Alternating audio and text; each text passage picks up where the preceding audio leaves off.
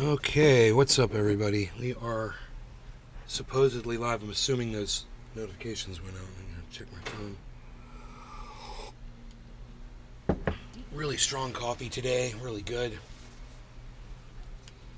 I've been making it this strong recently. I'm assuming 6 people are here so that those notifications did go out, guys.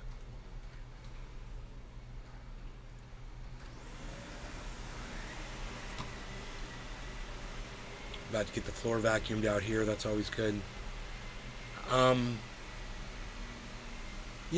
I'm thinking the notifications went out. I just didn't see any on my PC. Yes, we're good. We're good. Okay, great. Okay.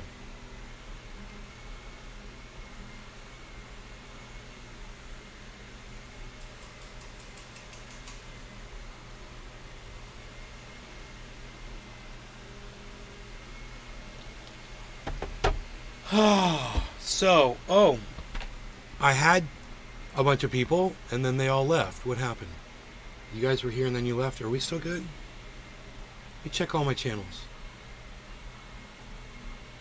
Yeah, this says we're live, man. Not even a hello from any of you. Huh. Give it some time. I know I'm live. I know those notifications went out. Just waiting for one of you to say hello to me. Let me refresh the chat. It's weird. It's weird somebody doesn't come in and say hi even. 4 people watching over there.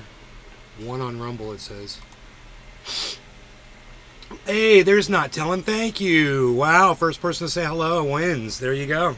Thank you. Hello. Oh, some people can appreciate a good cleaning going on. So, Butcher.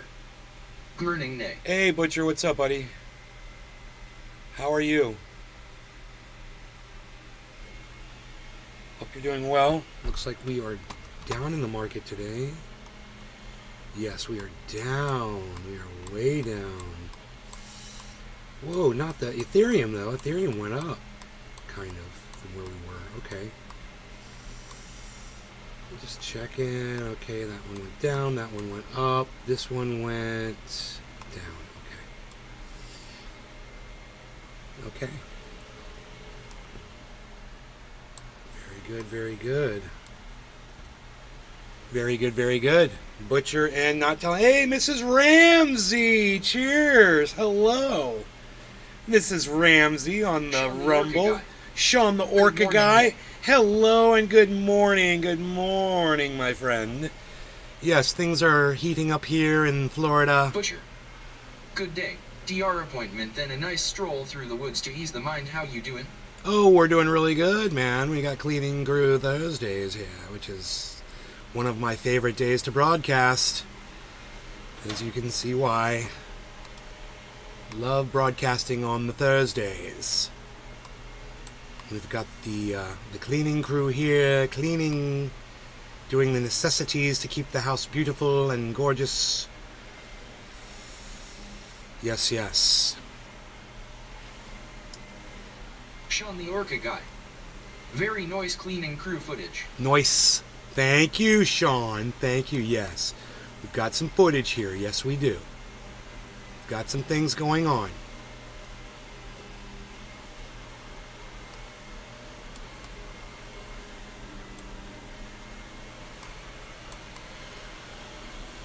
Definitely got some stuff going on here.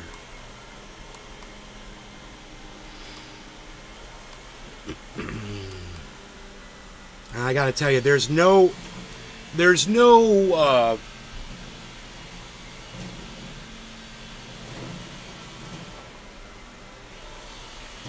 comparison to actually being here. No substitute. Actually here, watching it happen, this is the best place to be. I'm surprised that Iceman doesn't take Thursdays off and spend his Thursday morning sipping coffee over here with me in the morning. I'm really surprised. I would totally be asking for Thursdays off if I were him. I think my engineer Jeff that lives up in Ohio, I think he's considering moving back here just for Thursdays too.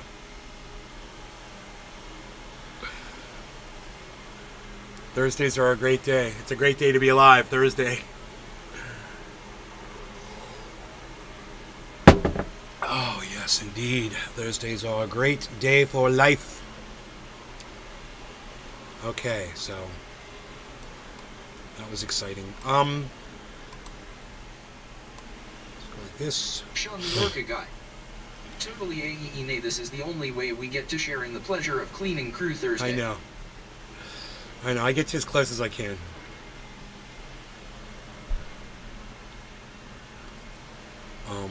But there's just a whole other... Oh, the market's dropping. Don't do that. Don't drop. Reporting on the live market drop right now, but it's good because it just dropped back to where it was. It's hitting a point of support, and we'll see if it holds that level. Meanwhile, Harmony's doing great, way above a penny now, so it's looking good. Sean the Orca guy. Much appreciated, Nick. We'll have to see what the crypto holds for us in the coming days here. What's a fun thing to do for 69-year-old birthday in Orlando? 10 of us.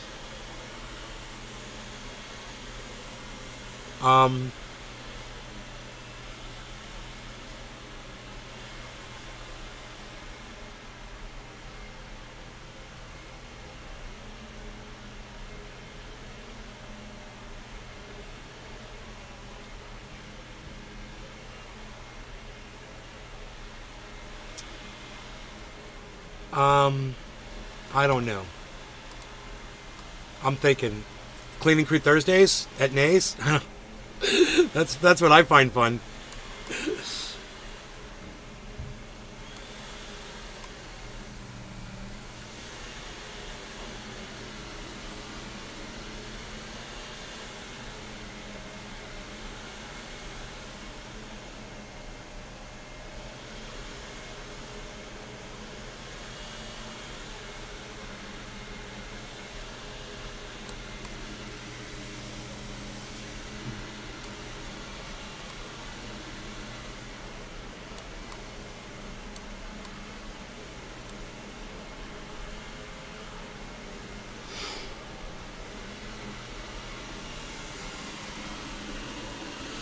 The beach?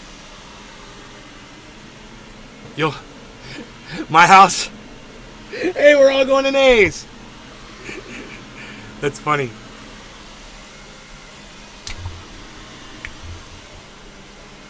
We're all going to Nays. I think she thinks she's bothering us.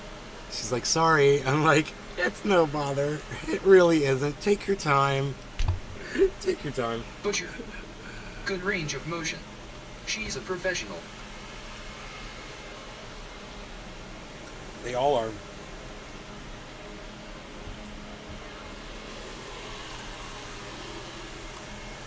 I have to keep my eye on them, make sure they're doing their job right.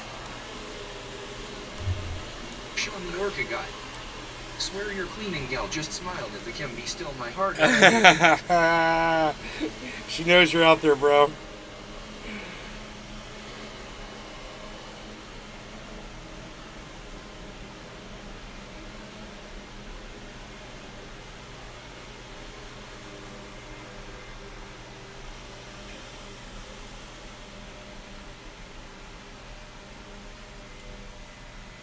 Oh, Jaleese.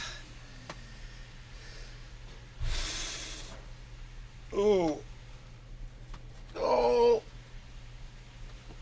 So, I put a little video up on the internet today. You know, Mitch McConnell's been having all these issues with his health. And, you know, some of you might be, oh, that poor old man. And some of us are like, oh, more please. And you might be wondering why. And I'll tell you why. Do you want to know why Barack Obama has such a bad reputation for his presidency? Why he's got such a bad record? I mean, I'm going to be honest with you guys about this. Some of you hate Obama based on where he is or where he came from or the color of his skin or whatever. But I'm going to give you The honest truth here, you can either take it or you can't. Let's see how many of you can take the truth. Obama's record has got a black mark on it, no pun intended, because he wasn't able to accomplish many of the things that he said he was going to do.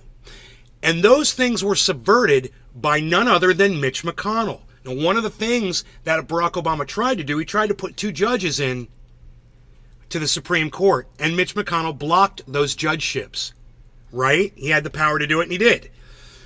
When Donald Trump went to go put judges in, nobody blocked him, because nobody wanted to be the giant cunt that Mitch McConnell is, right? Because Mitch McConnell is a giant cunt.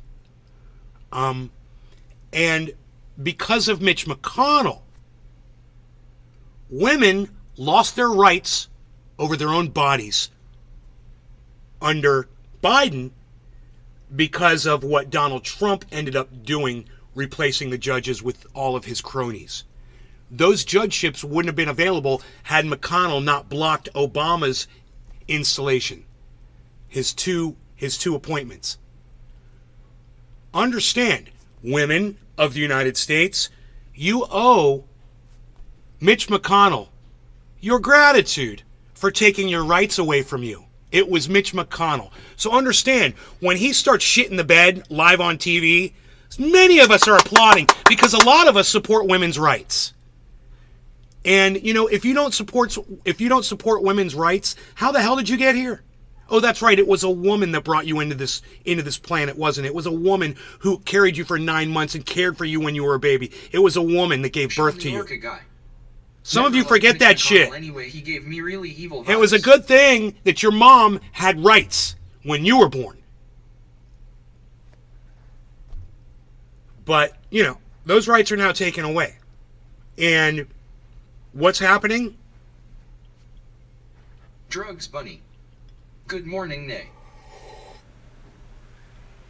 Well, for those of you who don't remember, now, I know Barack Obama's got a bad rap based on his horrible record. Absolutely. But you got to ask why and how that transpired. And I was alive and I was conscious while that was all going on. Many of you were in middle school or not paying attention to politics at all. But I was watching. Hello, Drugs, Bunny. And I put up a little clip this morning. I put up a little video. I found a little video. I put it on my Twitter.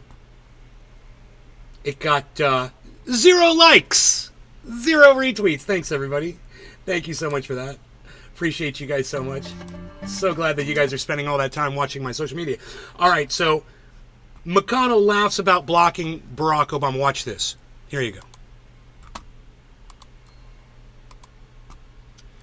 Here you go.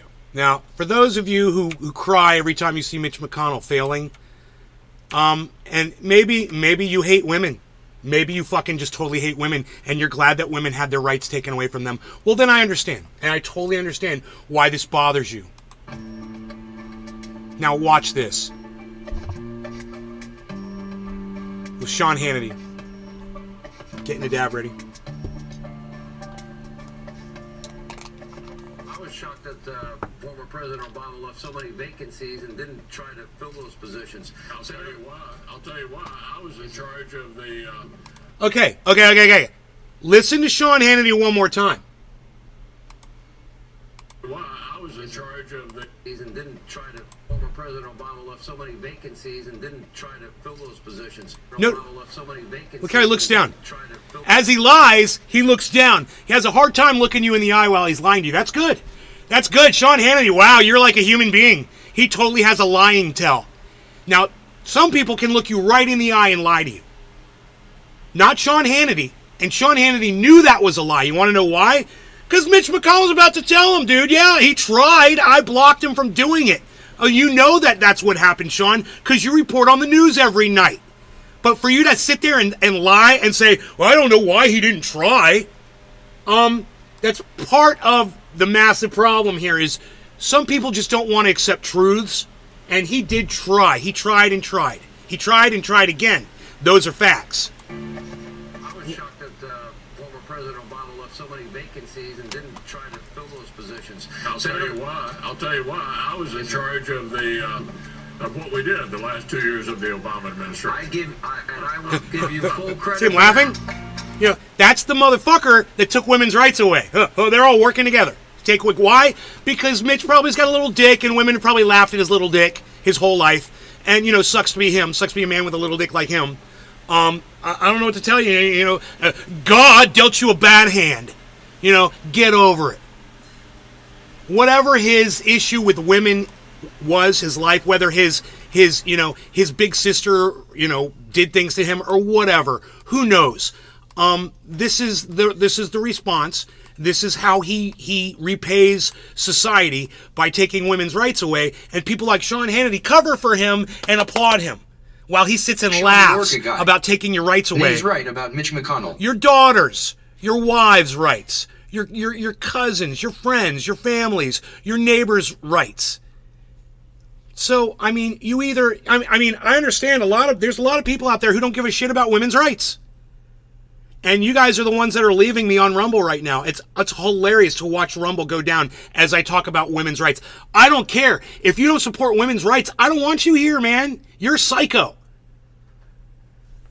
So, I hope that you guys are able to grasp that, you know, Barack Obama's presidency would have been left in a higher regard had people like Mitch McConnell not stopped him from doing the good things that he was trying to do. Yeah, Barack Obama did some bad shit too, and most of that shit, the Republicans let him do it. And so that's what he's remembered for, dropping more bombs than any other president, drone striking, 90% death rate on civilians.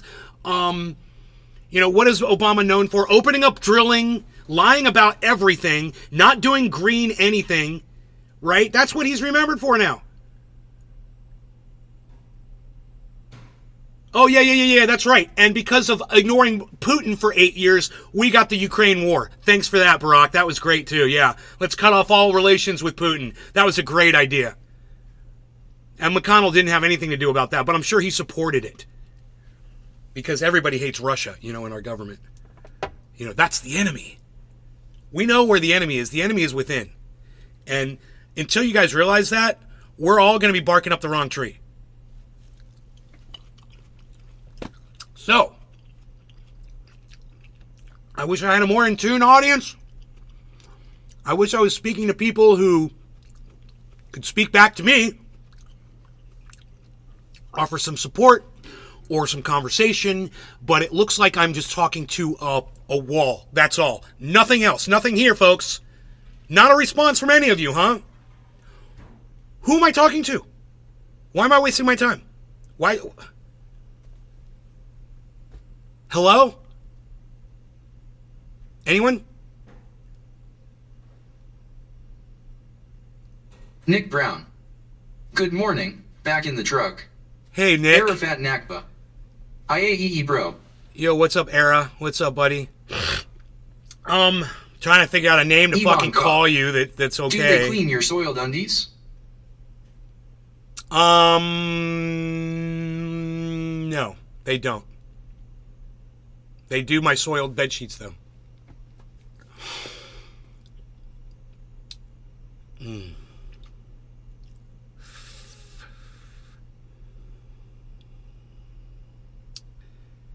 Jandali AJK, what's up? Jandali, hello. Lol, this is being nice.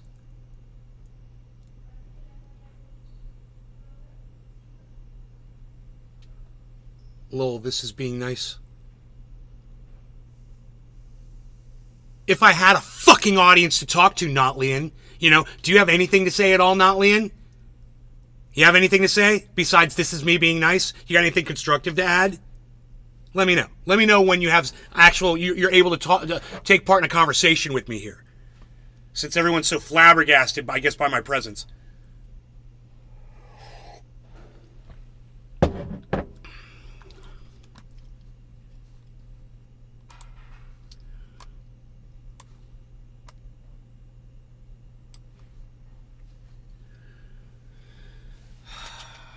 Whatever.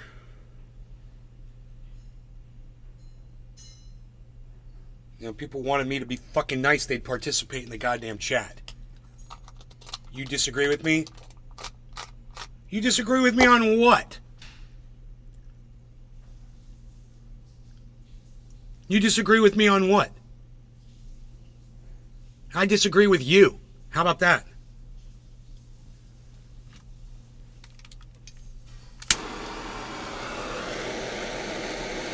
In fact, what the fuck did I say that wasn't factual? Let me know. Let me know what I said that wasn't factual.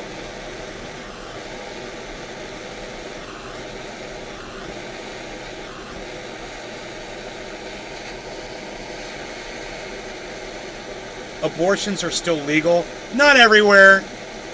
Not everywhere. Don't even try to fucking debate abortion with me, you fucking Republican. Okay? Don't even try to debate abortion with me. You're wrong and you're a fucking liar. There's plenty of places in the United States where abortions are not legal. And women have to go to other states to get them. Your head's so far up your fucking Republican ass, you wouldn't even know it, would you? God, you're fucking dumb. You're just dumb. And you're saying that you disagree with the facts? Wow.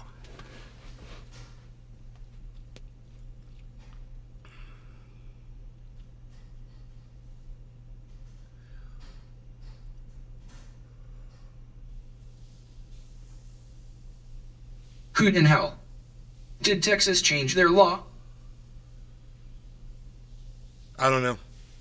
I don't keep up with state laws regarding abortion. I just know that women have to move. They have to go to other states to get them.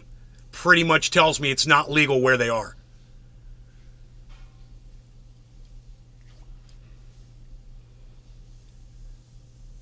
I just love how people fucking can reconcile their own ignorance by avoiding facts. Is this why no one wants to have a conversation? Be civil, man, LOL. No, man, I'm not civil because no one's fucking talking. Understand? Sure it's your lack of engagement that has me this angry. It doesn't work the other way around. I wasn't angry first. I sat here and watched people not say anything for 5 minutes. All right? So it was you. Don't blame me. It was you that can't come up with a goddamn response in my chat. Don't fucking blame me because you guys have no ability to fucking communicate your thoughts via text. No law regarding cannabis. Cheers. To anybody that's going to actually participate in the actual conversation today.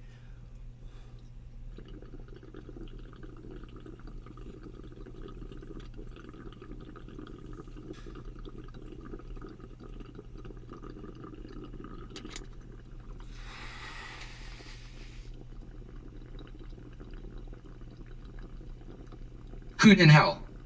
Cheers.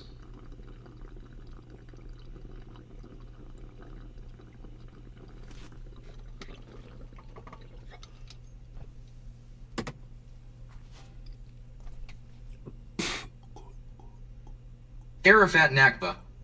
Cheers.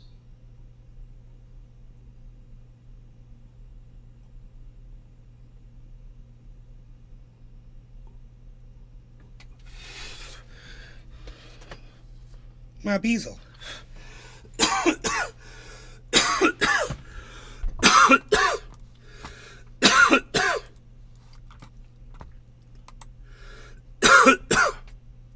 You don't like there's nothing to disagree with, not telling. You just don't accept facts.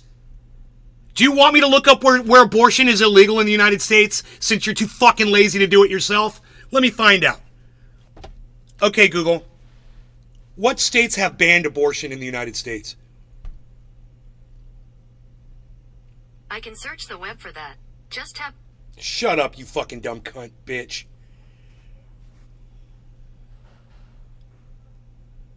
Yeah, 13 states have trigger laws banning abortion. Huh. There you go. 13 states that you're in fucking complete denial of. Maybe learn to use Google. You know? It's unbelievable. Oh, but, they can get it up to 6 weeks after they could still get one up to 6 weeks. Oh, yeah, that's fair. That's fucking fair. Yeah, that's not etching away your fucking rights one big fucking chunk at a time. You're blind of the facts of what you are and because of who you fucking support. You're completely blind. You know, if you would engage me in conversation, you would get smarter, because then I could call you out on all of your bullshit. But you're afraid of that, so you don't say anything.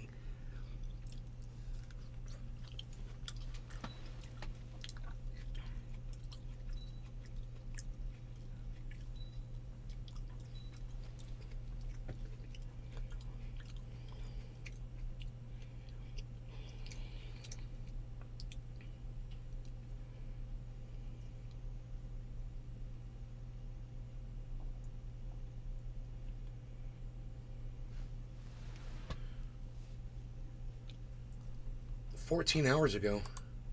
Peter Navarro, who is one of Donald Trump's henchmen, is having a pretty bad day in court. He lost a ruling in his criminal contempt case, and then outside on the steps of the courthouse, he lost a battle with a sign. Right. So here's the problem here. It's like, where's the CNN? CNN here? The CNN here? Anybody want to own up to that? Here's the problem. Hero. Who's this? Come on. Bro, Yeah. you're already facing charges. Yeah, I get it. Go ahead and commit So, a crime. so, This whole time, situational. yes, okay. I love it! Oh, she's a badass! You're already facing charges. Go ahead and get another one. Go ahead, grab it. Go ahead. Get an assault charge, you fucking idiot. I Now, love if you it. didn't catch the last two words that epic woman said. Epic, at the yes, end there. yes. It was situational awareness. Situational awareness. And then outside, on That the was steps of complete. the courthouse, Dude, that was complete. You got owned, dude. You got owned on your own press conference, and it's hilarious. lost a battle with a sign. Right. So here's the problem here. It's There, like, I don't see a problem. where's I the just see CNN? you getting CNN owned. Here? The CNN here? Anybody want to own up to that? Here's the problem. Hero. Who's this? Come on. Bro, Yeah. you're already facing charges. Yeah, I get Go it. ahead and commit So, a crime. so, I've been here this whole time. Situational awareness. yes, okay. Situational Now, if you awareness. didn't catch the last two words that Oh my god, dude. They're all going down one at a time, man. I fucking love it. I love it. It's like watching the slowest train wreck in the train wreck in the slowest slow motion that you've ever freaking seen. The slowest fucking train wreck of all time. Over a period of years, and we're just watching each car just crumple, and we're just like watching. But we're enjoying. Some of us are really enjoying it. Oh, fucking Peter Navarro. Oh, all right. Hear what struck Gupta about McConnell appearing to freeze. Oh, who fucking cares? You guys heard cannabis? They're looking at trying to get cannabis off Schedule 1 again, meaning, you know, it has no medical value. Cannabis has no medical value, everybody. Schedule 1, no medical value. Ooh, that's a rotten grape. What the fuck are you doing here? No rotten grapes, dude. No rotten grapes, dude. Not doing that.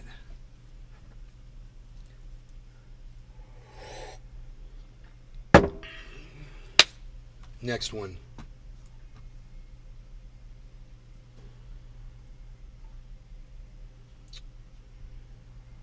Russia accuses Ukraine of large-scale drone attack. Russia has accused Ukraine of sending a barrage of drones deep into Russian territory. Officials say Ukraine targeted 6 regions in the western part of the country Wednesday, including a district that surrounds and shares a name with the capital of Moscow. In the region of Pskov, fiery smoke could be seen rising in. Do you guys think that Vladimir Putin's going to have a response to this? Let me give you my answer. Has he ever not responded to attacks within his homeland? He always responds, and it's always an over response. He ends up killing like a whole bunch of people, right? So all those little drone operators, they probably just cost Ukraine 100 lives. 100 Ukrainians are probably going to get killed now. That's a guess. I'm going to say it's probably going to be like 88 seems to be the number that's popping up. He's going to kill 88 people. Give him a day or two. It usually doesn't take long. In the night sky, Russian state media reported drones hit an airport near the border with Estonia and Latvia, damaging 4 military transport planes.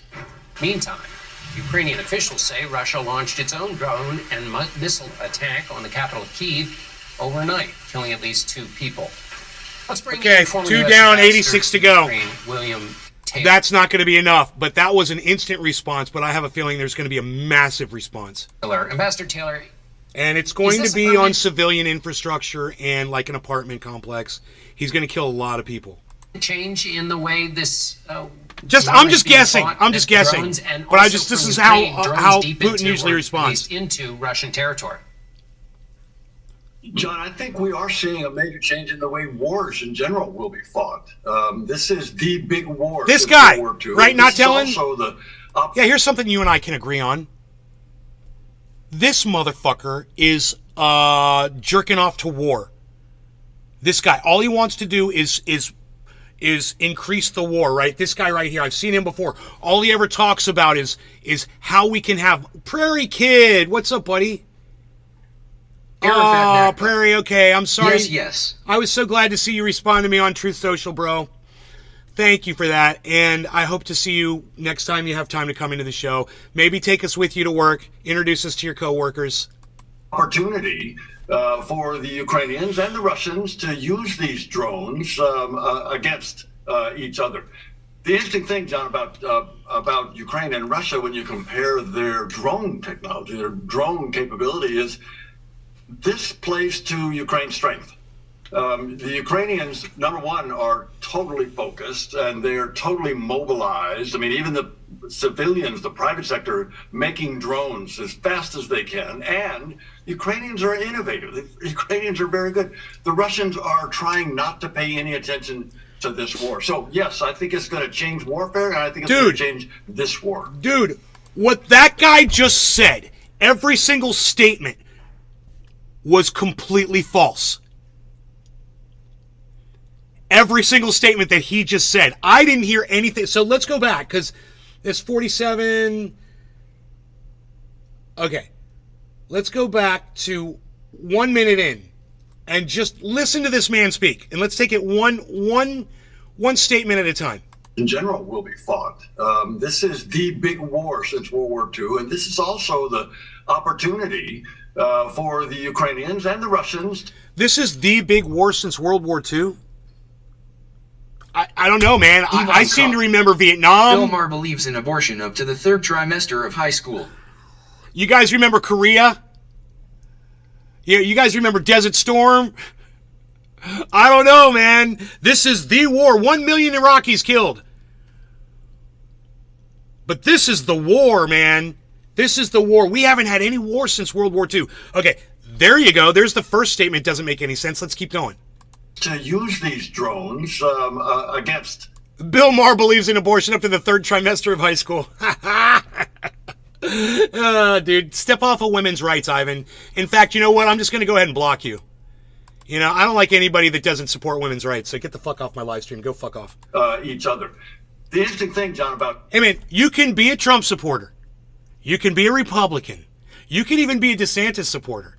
But if you don't tell me that you can say that you support women's rights, or you show me in your bullshit rhetoric that you don't support women's rights, and you make jokes around it or whatever, well, you're a fucking cunt, and you're not worth my fucking time. Okay? Understand that. You can support Trump all you want. You can support DeSantis all you want. But you better fucking support women's rights too. That's all I'm telling you. And if you don't support women's rights, then get the fuck off my live stream right now. What the fuck are you doing, you little dick? Go take your little dick and go take it somewhere else where all the little dick, fucking right-wing, red pill little dicks hang out. Okay? Yeah. About Ukraine and... Red pill my ass. It's little dick. That's what that really means. Russia, when you compare their drone technology, their drone capability, is this plays to Ukraine's strength. The Ukrainians... Really? Russians drone... I wonder how many people the drones from Russia have killed compared to the drones from Iraq. I mean, from from Ukraine. I just wonder. You know why? Because they get drones from all over the place too. They're not just Russian drones. They're getting drones from Iran or Iraq or somewhere. Iranian drones? Is that what that is? Yeah, Iranian. And they're getting them by the hundreds, and they've killed a lot of people. And they've done a lot of infrastructure damage. They've done a lot of damage to apartments and buildings and all kinds of shit. And this guy just completely negated that whole narrative, the whole fact that these drones have been destroying shit in Ukraine for the last year, and we all know it. And to some bullshit statement that, yo, this really plays to the Ukrainians. What? Can we hear that again? Can we hear you say that their drone game is way stepped up? Okay. For the Ukrainians. Because I'm just going by damage. You know, let's just go by total damage achieved by drones. Who's achieved more? Yeah, okay. Yeah. No. You're a fucking dumb cunt. You believe in a woman's right to be born. Yeah, you're fucking forever banned. I'm not at all concerned with anything you said after that. You believe in a woman's right to be born. I believe in you having a little dick. Good morning, Nay. Or a stinky one. One or the other. You're one or the other. And if you're married, you know, he has to fucking deal with you, I'm sure. Russians to use these drones against each other. The interesting thing, John, about Ukraine and Russia, when you compare... Did you stumble after you said that? Oh, yeah, because you thought about it as you were saying it. You're like, wow, I'm saying shit that absolutely doesn't make sense, that everybody can prove just by totaling up the damage on both sides. Simple. How many drone attacks has Russia done against Ukraine? Right. Their drone technology, their drone capability this plays to Ukraine's strength. No, it doesn't, and Ukraine has no strength, and guess what? Russia took all that land, and you're not getting it back anymore. So what the fuck are you even talking about? The Ukrainians, number one, are totally focused, and they're totally mobilized. I mean, even the civilian... Totally focused and totally mobilized, even the civilians. Yeah, you have no fucking choice. You have no fucking choice. Russia's got Ukraine's backs up against the wall. Yeah, they better be mobilized and they better be focused. What else are they going to focus on and mobilize on?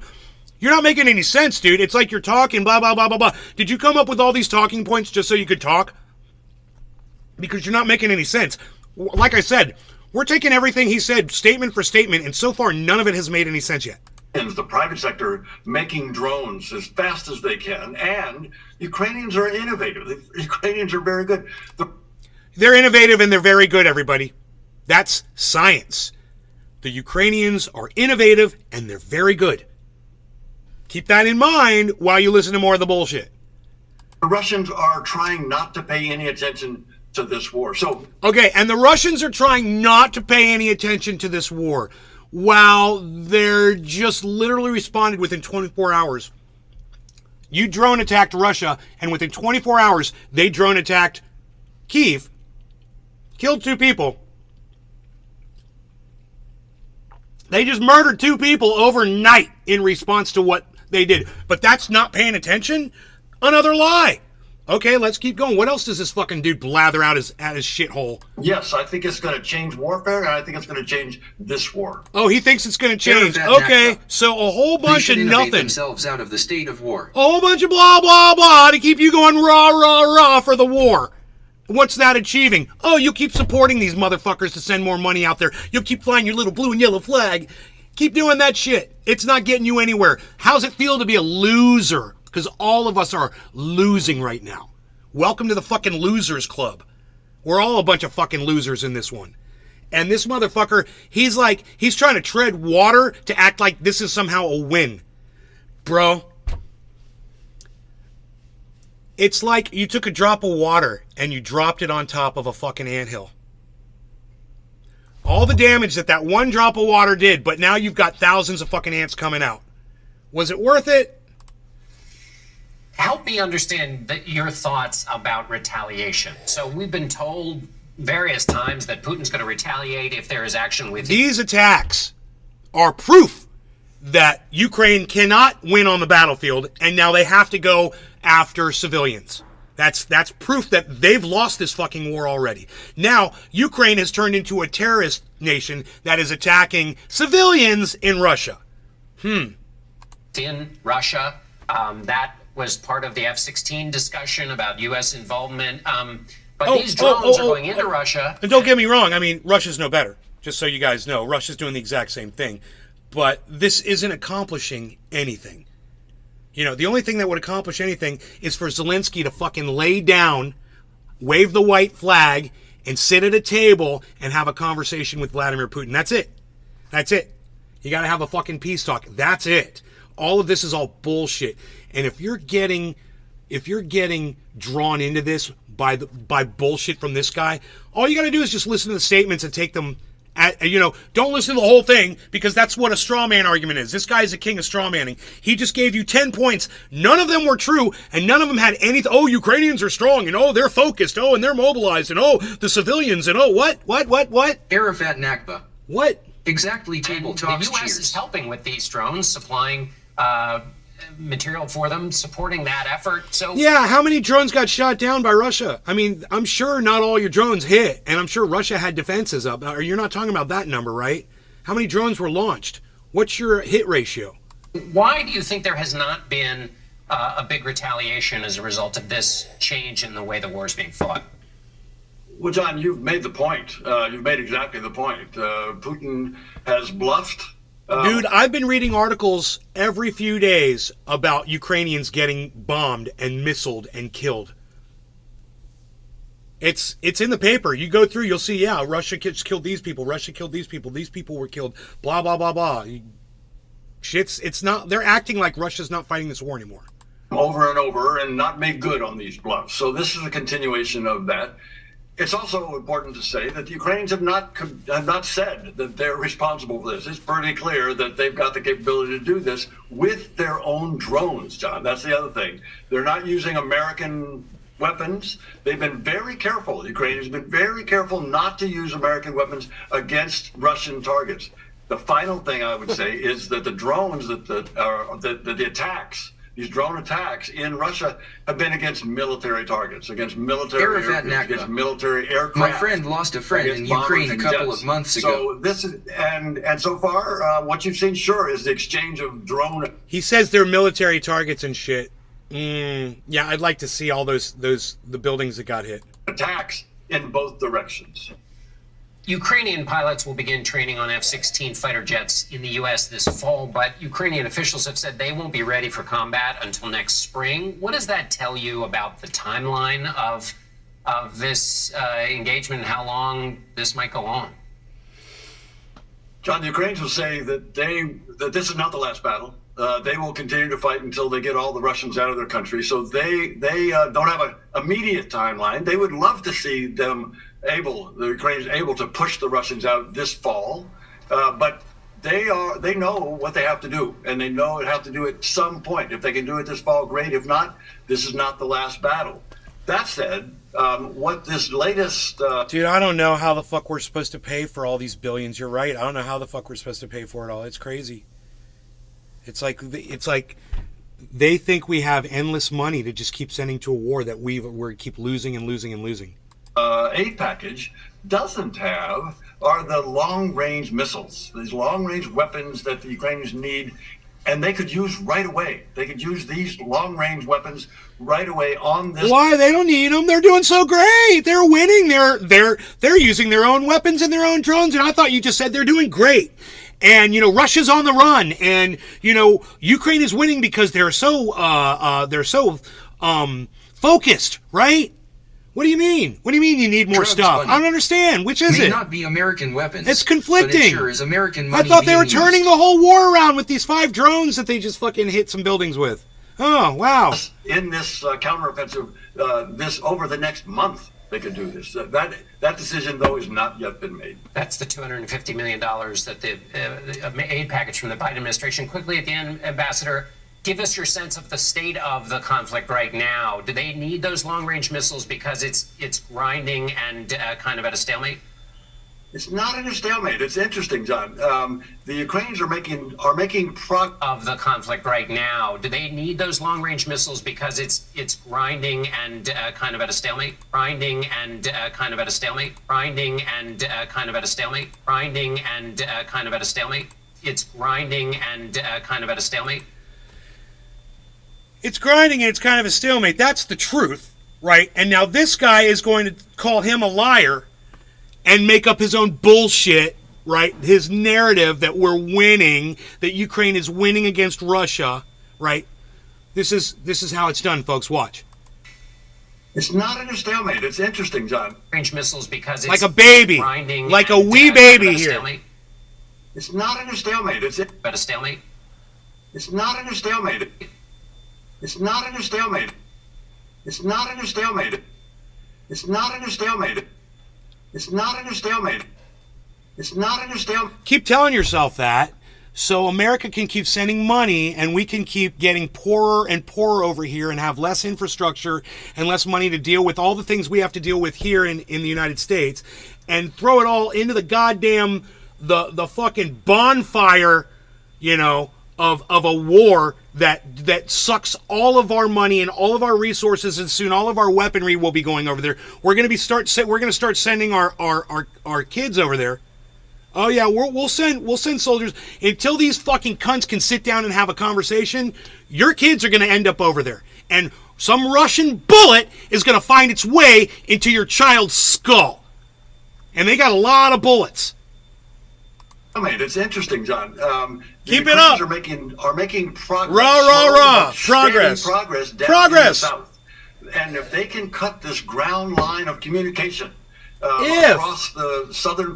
Only if they can, they're making progress. They've made 500 yards somewhere. That doesn't fucking matter. Part of Ukraine, where the Russians now occupy. If the Ukrainians can cover that with these long-range weapons, artillery... Which they don't have, and they don't have access to, and it doesn't look like anybody's going to give them, because, you know, we have to prolong this for as long as possible, because the military-industrial complex is making so much money off of our sucker asses that are allowing this to continue. They can cut them off. They can cut the Russians off, and that will cut Crimea off, and that will be decisive.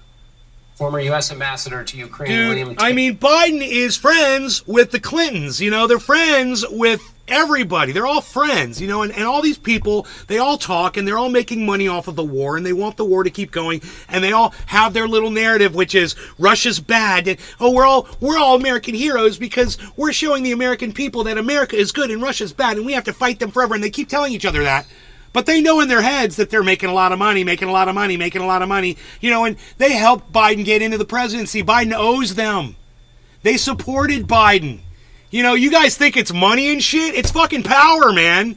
You don't have to you don't have to be like Jesse Ventura, the fucking idiot, and follow the money. You don't have to do that. It ain't about money for Biden. He's dead. He's got nothing left, man. All he's got is his presidency. Found a way to make millions. He doesn't without fucking pissing off need money. Americans What's he by gonna sending buy? their children. Fucking new dentures? What's he gonna fucking buy with more money, you guys? Think about it. It ain't about the money. You know, he's in there. He's in there doing what he's doing as a good boy because he got in there. He's already been paid. His payment was the fucking presidency.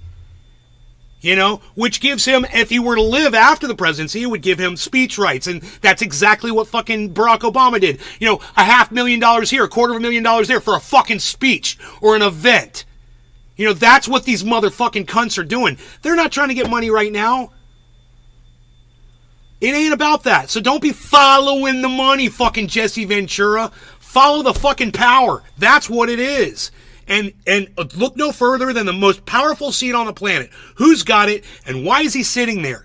And who owed him, or who does he owe for getting in there, I should say. Oh, well, you know, it's the goddamn military-industrial complex and everybody that fucking helped him become president of the United States. Everybody that put down Bernie Sanders and everybody that helped do campaigns against the Republican Party. You know, all those motherfuckers. It was a giant group effort. And, you know, he's already been paid. Don't forget the Bushes and Obamas. Absolutely, and the Bushes and Obamas, all of them. Ardelecki.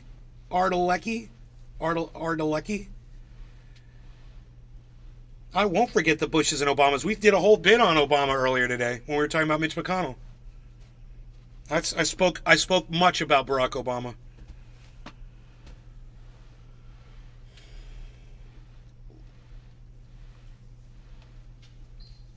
Oh, God.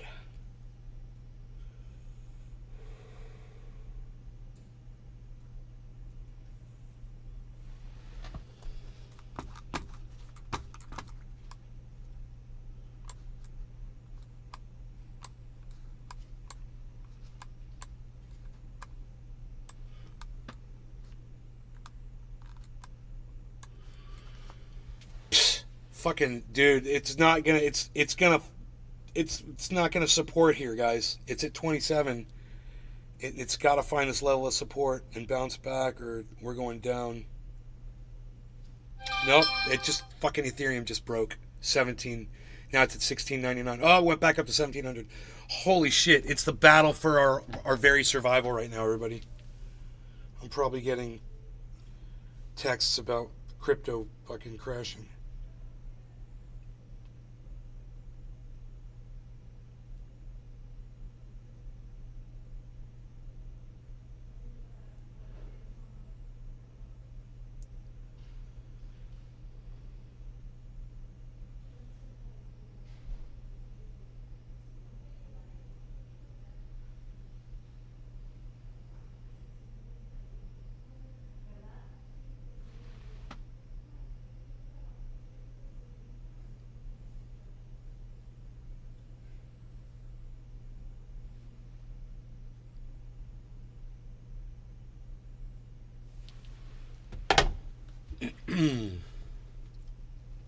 Common 77 cents.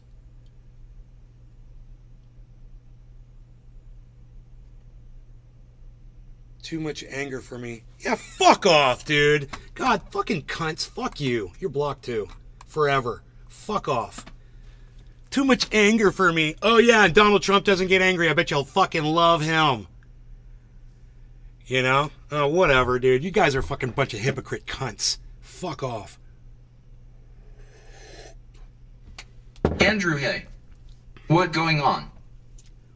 Dude, if I'm telling you something and it ain't fucking true, let me know. If I got a fact wrong, let me know. Most of this ain't opinion. Most of this is just fucking facts. And if you got a problem with what's coming out of my mouth, the problem might be in your fucking brain. You can't fucking compute. And if you don't like the cursing, and if you don't like the fucking anger and the rage, too goddamn bad. You haven't been paying attention to how obnoxious this fucking planet has gotten. You know, I do try to get along with people, and I do try to bring people together, but you're going to have to deal with my emotions and my feelings around everything too. And I don't hide that shit. That's part of how I bring people together. I don't hide anything. And, you know, all the support that fucking Mitch McConnell has over what he does to women's rights, you know, it's a perfect example of just telling the facts. Did Mitch McConnell prevent women from having more rights in this country? Yes. Arafat Nakba. Absolutely. I enjoy the honestly as long as you don't blow you a fuse. try cheers. being pregnant with a rape baby for fucking 9 months and then try raising that baby for the rest of your fucking pathetic life that you've been forced to have this fucking baby.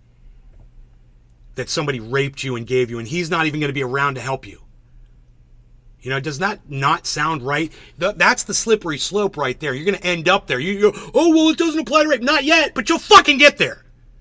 You know, you'll walk right down that fucking slippery path. You'll run down it. So, fuck you. You know, you don't like my rage? Fuck you. Get the fuck off my goddamn stream. I don't give a fuck. Welcome to fucking Nay's Garden. I don't give a fuck. Welcome to goddamn Rumble.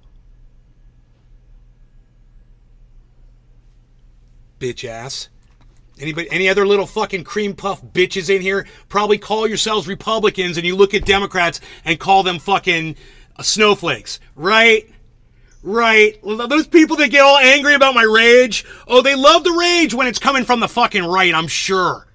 I'm sure. Oh, yeah. But goddamn, somebody's telling you the truth and getting angry about it. Oh, it fucking, you get all butthurt. The establishment is one big club and we ain't. And no, what he said is you ain't in it. And we ain't in it. Arafat Nakba. Pop that tart, it's breakfast. Ardulecki is right. Carlin was the best. He saw it all, he exposed it all, and then he died.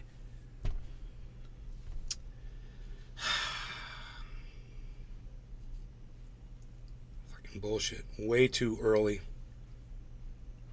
I wonder how old George Carlin would be today if he was still alive.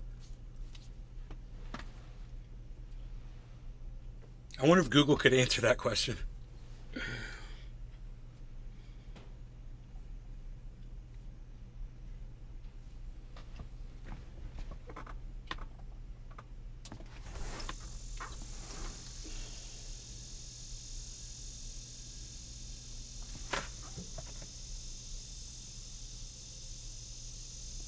We're going to get a lot of rain today, folks. Dave a lot Fishing. of rain.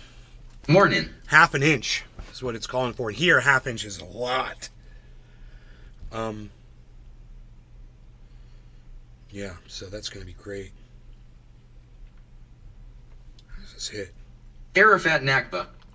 I got a free ticket to see Ron? George from a Jewish lawyer he jams too. Ron, thank you for that, Ron.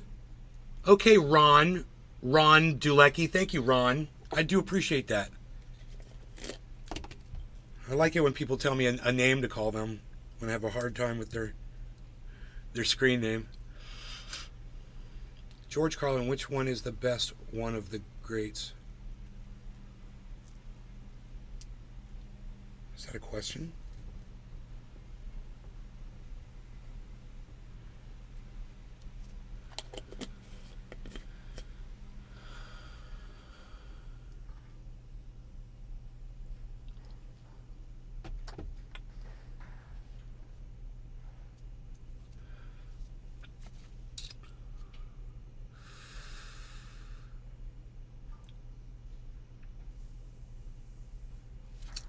Let's move on to something else.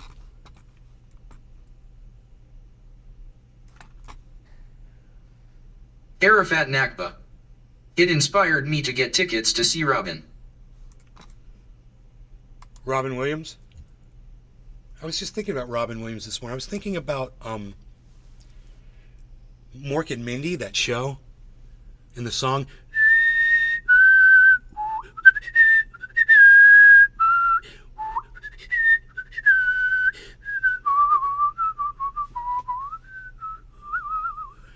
Ron, thank you for saying that. And, you know, most of my audience understands that I explode and I get angry about shit. And if somebody says something that I perceive as bullshit, I'm going to yell at them.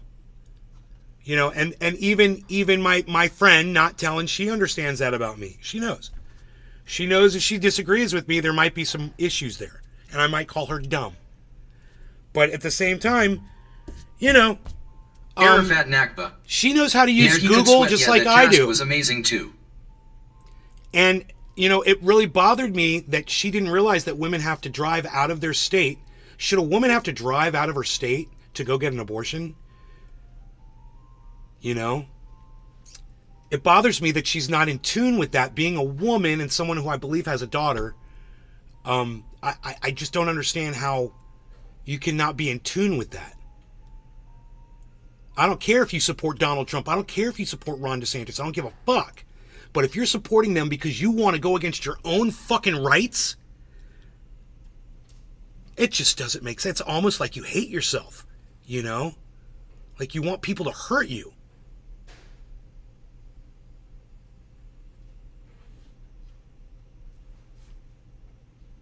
You felt the wrath once. I'm still... Dear Slayer, thank you. I love you. Thank you, buddy. I really appreciate you. Thank you for that. I yell at people. You're going to get yelled at, man. You know, you're going to get yelled at. But goddamn, you need to fucking talk to me.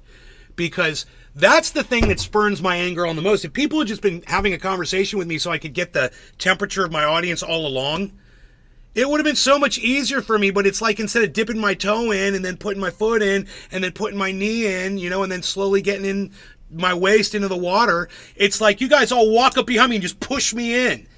you know, freezing cold water, and I'm just like, ah, oh, that's how you feel about this? Oh my God, okay, well, let's talk. You know, I'm in tune with it, good. Not telling good.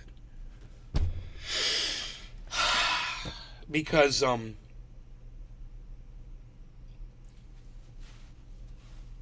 how I feel about any of this shit ain't important. It's just how I feel about it. And if it bothers you how I feel about something, Arafat Nakba. well, maybe you're putting They too need to much, think giving about me it. too much credit. Because I'm just a dude. I'm just some guy. I've got my own experiences in life, and I come to my own conclusions. And if you disagree with that, it shouldn't bother you.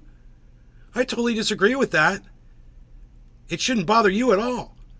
You should try to figure out why I have we have this difference of opinion. You should try to look into it a little bit more. Right? I mean, abortion's a tough one, man. I always say that on the show. I don't like to talk about it because it's divisive, but women's rights are important. Arafat Nakba. You're a genius, bro. I'm not a genius. I am so far under genius, bro. Drugs, bunny. I'm nowhere near. Carlin would be 86. I wish I was a genius, but I am not.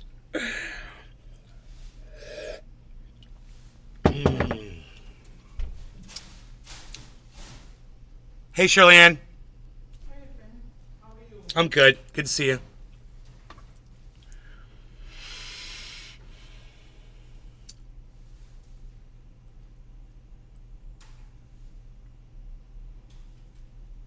And what's the crazy part is that I have stronger feelings around abortion than women do. Benoit. Think about that. Does the cleaning crew ever get scared with your profanity-laced outbursts? Yes, I think they do, and I think they put on their headphones when I start screaming.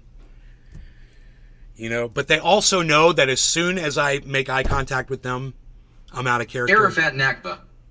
No, because they talk to him. Or as soon as I walk out of this booth, I'm out of character, and they know they know me for who I am. You know, and I think they like me, and I think they understand the difference. You know, they know I'm putting on a show.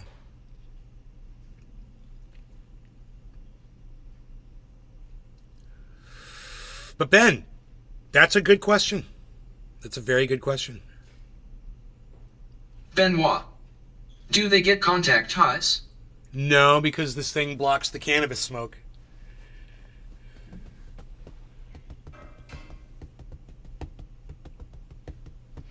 And I tell you what, Ben, why don't you come back with a real...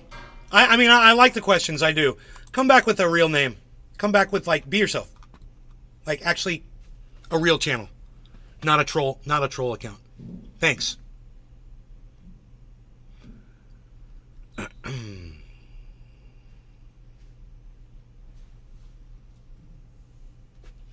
Arafat Nakba.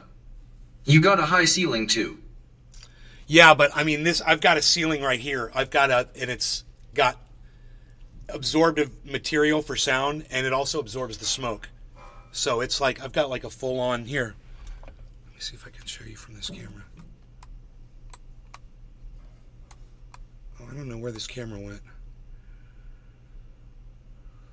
I lost my oh, there it is. Where is it? Oh, there it is.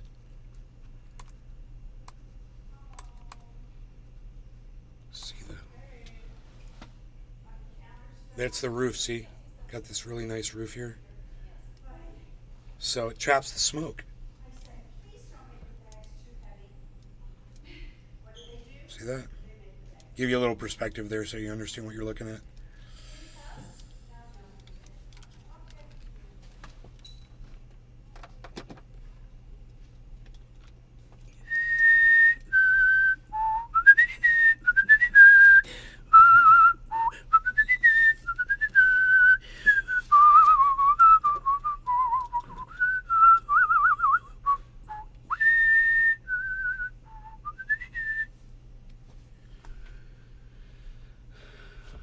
Arafat Nakba.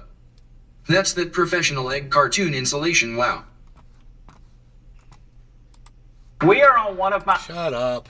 God, I don't want to hear... Arafat Nakba. I don't want to hear you. I just want to see... cheers. So many different species of fish. I don't want to hear you talking. I just want to see the footage. Thank you. I just just want to watch the pretty fish. I find that watching little underwater footage like this while we're live makes me happy.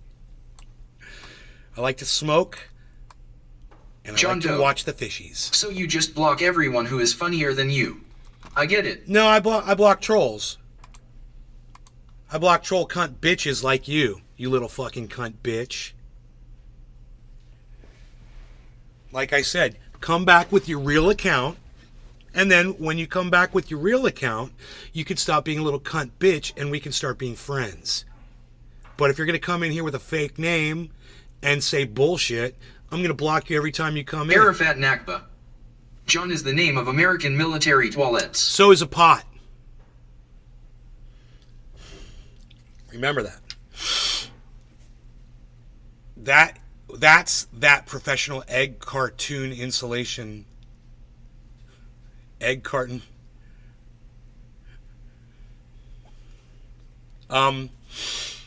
Yeah, it's not egg carton. Yeah, wow. It's professional. Yeah, I bought it from a sound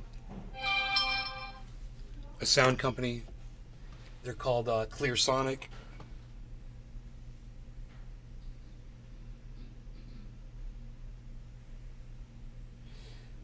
What the hell, man? This girl keeps following. Keeps saying Kim's following me. Kim, Patriot of USA, just started following me. 10:06 a.m. I don't understand that. I keep getting this same message.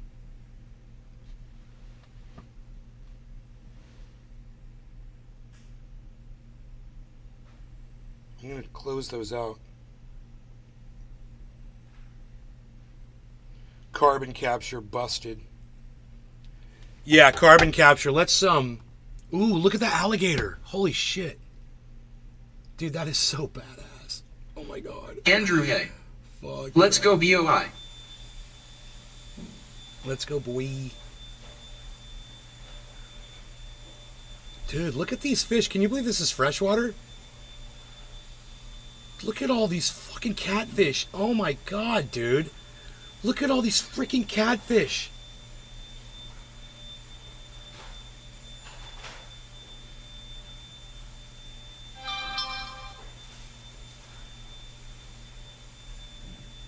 Where is that, bro? Oh my god, dude, look at all those fish down there. Holy shit, dude. Oh my god, dude. Arafat Nakba. Fisherman's dream. Your gator's sleeping cheers. The gator's like, dude, I eat a catfish whenever I'm hungry. I'll just chill right here. Oh, look, there's a tin can down there. Fucking asshole. And you know what I like is there's not a lot of garbage down there. That's like the one thing you see is there's one can from one douchebag. God, I'd like to fucking throat punch that motherfucker that threw that can in there. Oh, love to see somebody do that one. I'd love to catch somebody throwing a can in a waterway or a bottle. Oh boy. Oh boy. I would go to jail. I guarantee you I would end up in jail that day. And it would be worth it. God, just get my fucking hands on one of them motherfuckers. Litterbug, shame on you. I fucking hate you and I will ruin your life.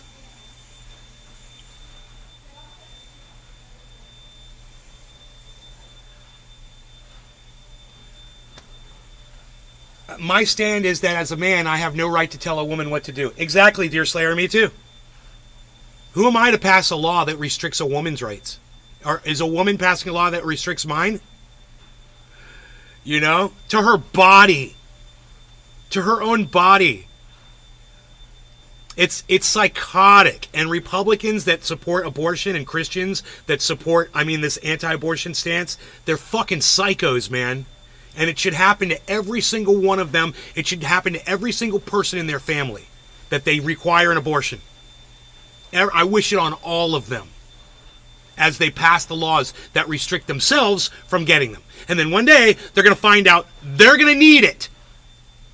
You know, someone's going to get raped. It's going to fucking happen. Look at this gator, dude. Arafat Nakba. I just love Iran does the orphanage thing. I love the alligator. Dude. Look at him just chilling. The gator just chills. That is so awesome, bro. Oh my god. Hey, that's a Plecostomus, guys. That's a fucking Plecostomus right there. I wonder if he called that. Lots of warmouth and other sunfish, stump knockers, stuff. That's a Placo, by the way. We did not see any exotic. He knows. That's a Placo, exactly. And it should not be there. And that thing needs to be killed and taken out of there. It will eat all of the algae. Dave it will fishing. remove all of the places. Angling up with Brett. Oh, they will remove all the places where little fish can sit and Dave hide. fishing. I watch him on Facebook. Oh my god, really? That's so funny. It's Brant. B-R-A-N-T. Angler up with Brant. Close. That's so funny. I'm pulling up a podcaster that you watch.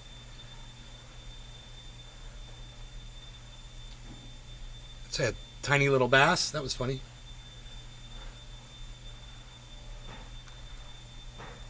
Oh, that's fun. Arafat Nakba. KDS a relocation.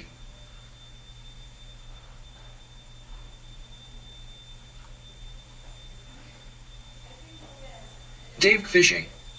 Tries to catch weird stuff in FL. Trendy Nick. They are everywhere in Florida at this point.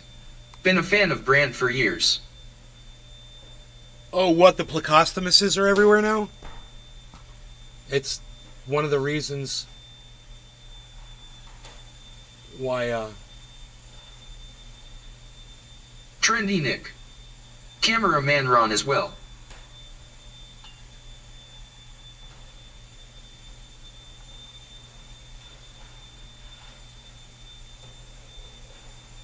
Biden probed for Maui massacre failure. What?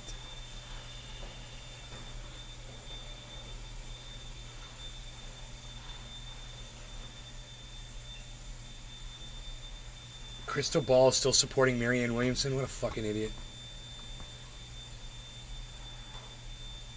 Confronting Destiny on his racism.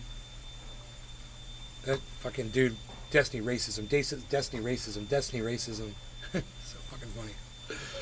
It's just making him more powerful. Just making him stronger and bigger, guys. Florida is riddled with several aquarium species. Because people go and they watch him and then they're like, well, he's not racist. They're like, what the fuck? Wow, I like this guy. He makes a lot of sense. Holy shit, I agree with a lot of the shit that this guy is saying. Wow, thanks for telling more people about Destiny, you idiots. You just send more people to him. He's getting bigger and bigger.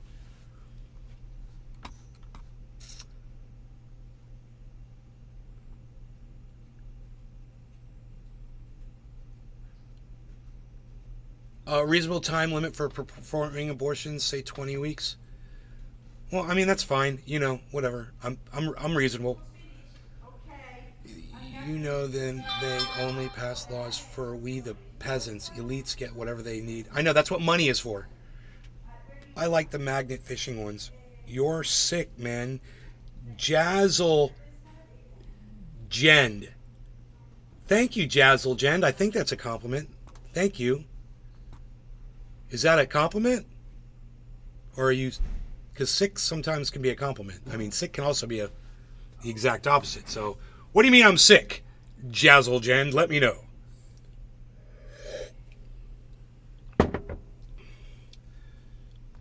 Oh, aquarium speech. Cameraman Ron as well. Huh.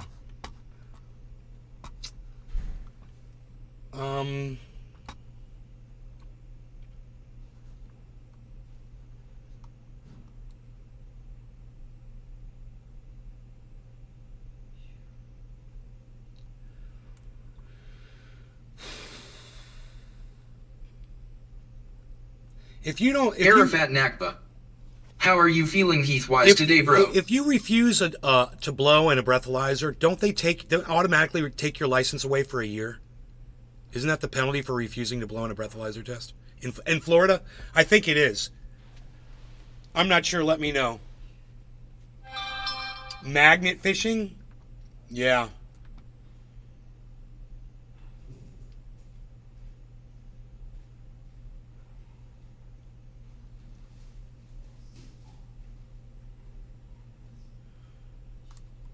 Dave fishing. I thought you just have to be arrested for refusal. Shocking footage in Florida. Yeah. Dave fishing. And they force you at the station. I don't know. I don't know what the law is.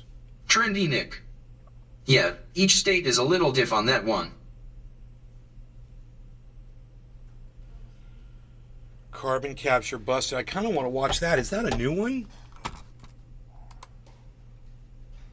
How old is that video?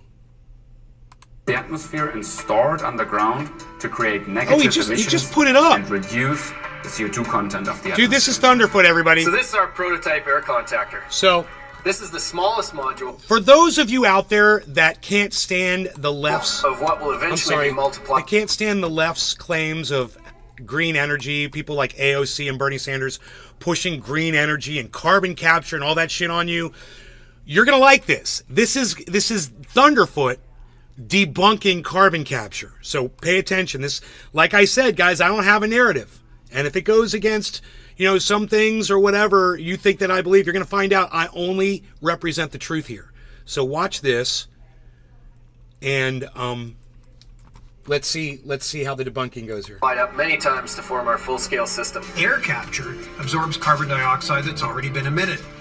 This seems to be one of the only feasible ways of trapping emissions from small mobile sources like cars, trucks, and planes. Here at Carbon Engineering, we are developing technologies to take carbon dioxide directly out of the atmosphere.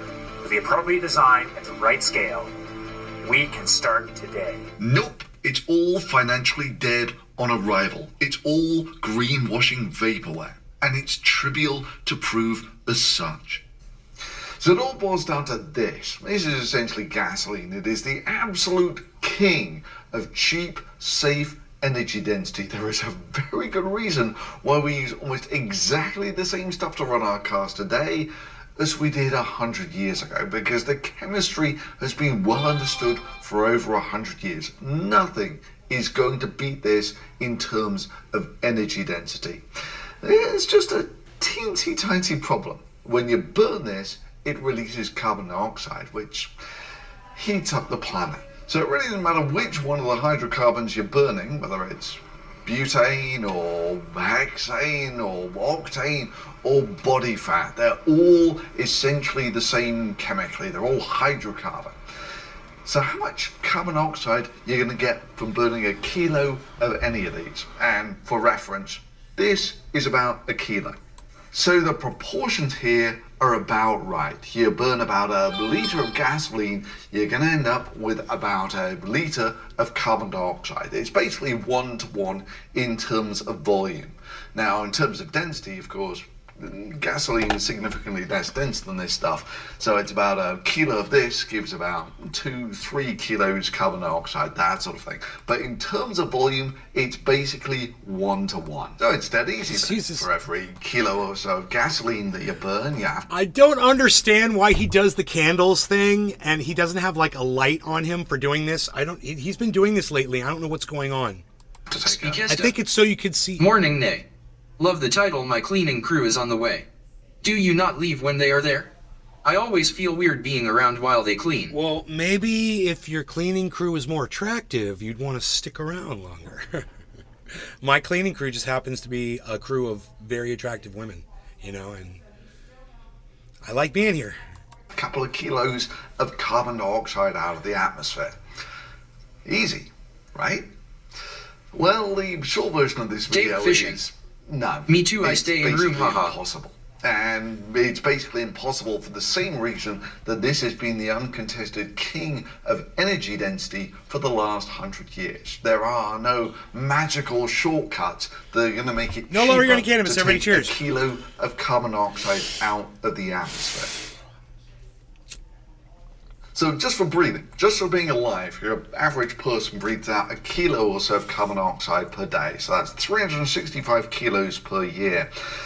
Yes, that means you breathe out several times your own body weight of carbon dioxide per year. But that's still chump change. Your average person on Earth produces about 5 tons of carbon dioxide from their lifestyle per year. So 5 tons per person per year. So actually they are a group of good-looking women who clean here. At about 50 billion tons of carbon dioxide per year. All of human activities at the moment, collectively each year, put about 50 billion tons of carbon dioxide up into the atmosphere. So what would 50 billion tons of carbon dioxide look like? Because that's how much you're going to have to take out of the atmosphere every year just to match what we're putting into the atmosphere at the moment. Well, turns out the Freedom Tower is about half a kilometre tall. So imagine a cube kilometre by kilometre by kilometre. That's twice the height of the Freedom Tower in every direction. And fill it with solid carbon dioxide. That would weigh about 2 gigatons. So you would need about 20 of those, and you would have to take that much carbon dioxide out of the atmosphere Arafat every Nakba. single year. They burn So you have toxic to do waste two and things. dump First of all, chemicals you in have the to river here. capture the Carbon dioxide looks like dry ice. carbon dioxide, then you have to store it. Storage alone pretty much kills this thing stone dead. You can't just build a warehouse. Okay, do you understand what he just said? Storage alone kills this thing. In other words, it's not even feasible. It's not even possible that this is going to work. Just the concept is wrong. And here's the problem. Scientists could have figured this out like he did. He's a scientist, and he's just doing the numbers. And if those lazy motherfuckers that are doing those startups would hire someone like Thunderfoot to do the science, and they could save all of that money, because you know what's going to happen? They're going to have all of these as investors. They're going to put all this money, and yeah, they're going to make some money, absolutely. But in the end, it's not going to work. It's going to be proven failed technology, and all of that equipment, whatever, it's just going to fucking sit there and do nothing. House twice the height of the Freedom Tower. They're just shutting it all down. To store cryogenic gases or pressurized gases. The only sensible way of storing that sort of volume of gases is storing it underground. After all, the oil sat in the porous rock of those underground reservoirs for some 100 million years or so. Pumping the carbon dioxide back down those holes, it'll probably be safe for a year or two. Incidentally, this is also why growing trees or biomass storage are all dead on arrival. It's Stuff all that about grows getting investors, sucks with up some the carbon companies not all dioxide, have a but visionary when it leader or an dies, original it idea. releases it back to the atmosphere again. Remember what I said about it's all greenwashing vaporware? The plant will be located next to a greenhouse here in the vicinity of Zurich, and we will supply the CO2 to the greenhouse operator that will fertilize the plants, because they grow better when there's a lot of CO2 around. I see, so all of that will either be burned in human reactors or rotted and decomposed back into carbon dioxide by the end of the year. So where exactly was the carbon capture here? The plant will deliver around 900 tons of CO2 per year to the greenhouse, which is supposed to increase the crop yield by around 20 to 30%. Okay, so you've increased the crop yield using some expensively produced carbon dioxide from the atmosphere, which you're then going to release back into the atmosphere at the end of the year. We always had this big vision of building up technology that could impact one of the biggest challenges humanity ever faced, which is climate change. You're an idiot. But if you really wanted to do something like this with growing plants or algae or something like that, you have to take the dead bodies of the plant matter, which constitutes the captured carbon dioxide, and put it somewhere where it's not going to rot for thousands of years. We got a grape and this down. is where you've got to keep this sort of conservation of volume sort of thing in mind, that for every litre or gallon of gasoline you burn, you're going to get about a litre or gallon of solid or liquid carbon dioxide. That's going to have to be stored somewhere at some point. Now, fortunately, we've already done loads of geological surveys where we know there is loads of porous rock that has managed to successfully store gases and oil for millions of years. Problem is, of course, that the price of crude oil, bar their market fluctuations of one sort or another, is basically the price of building the stuff to extract it and transport it. Crude oil currently runs at about $50 a barrel, that sort of thing, with a barrel containing about 150 litres, that sort of thing. So you're looking at sort of 30, 50 cents per litre of crude oil, most of which is just going to get burned and turned into carbon dioxide. Building the transport and injecting it back into the holes in the ground will likely be a comparable price.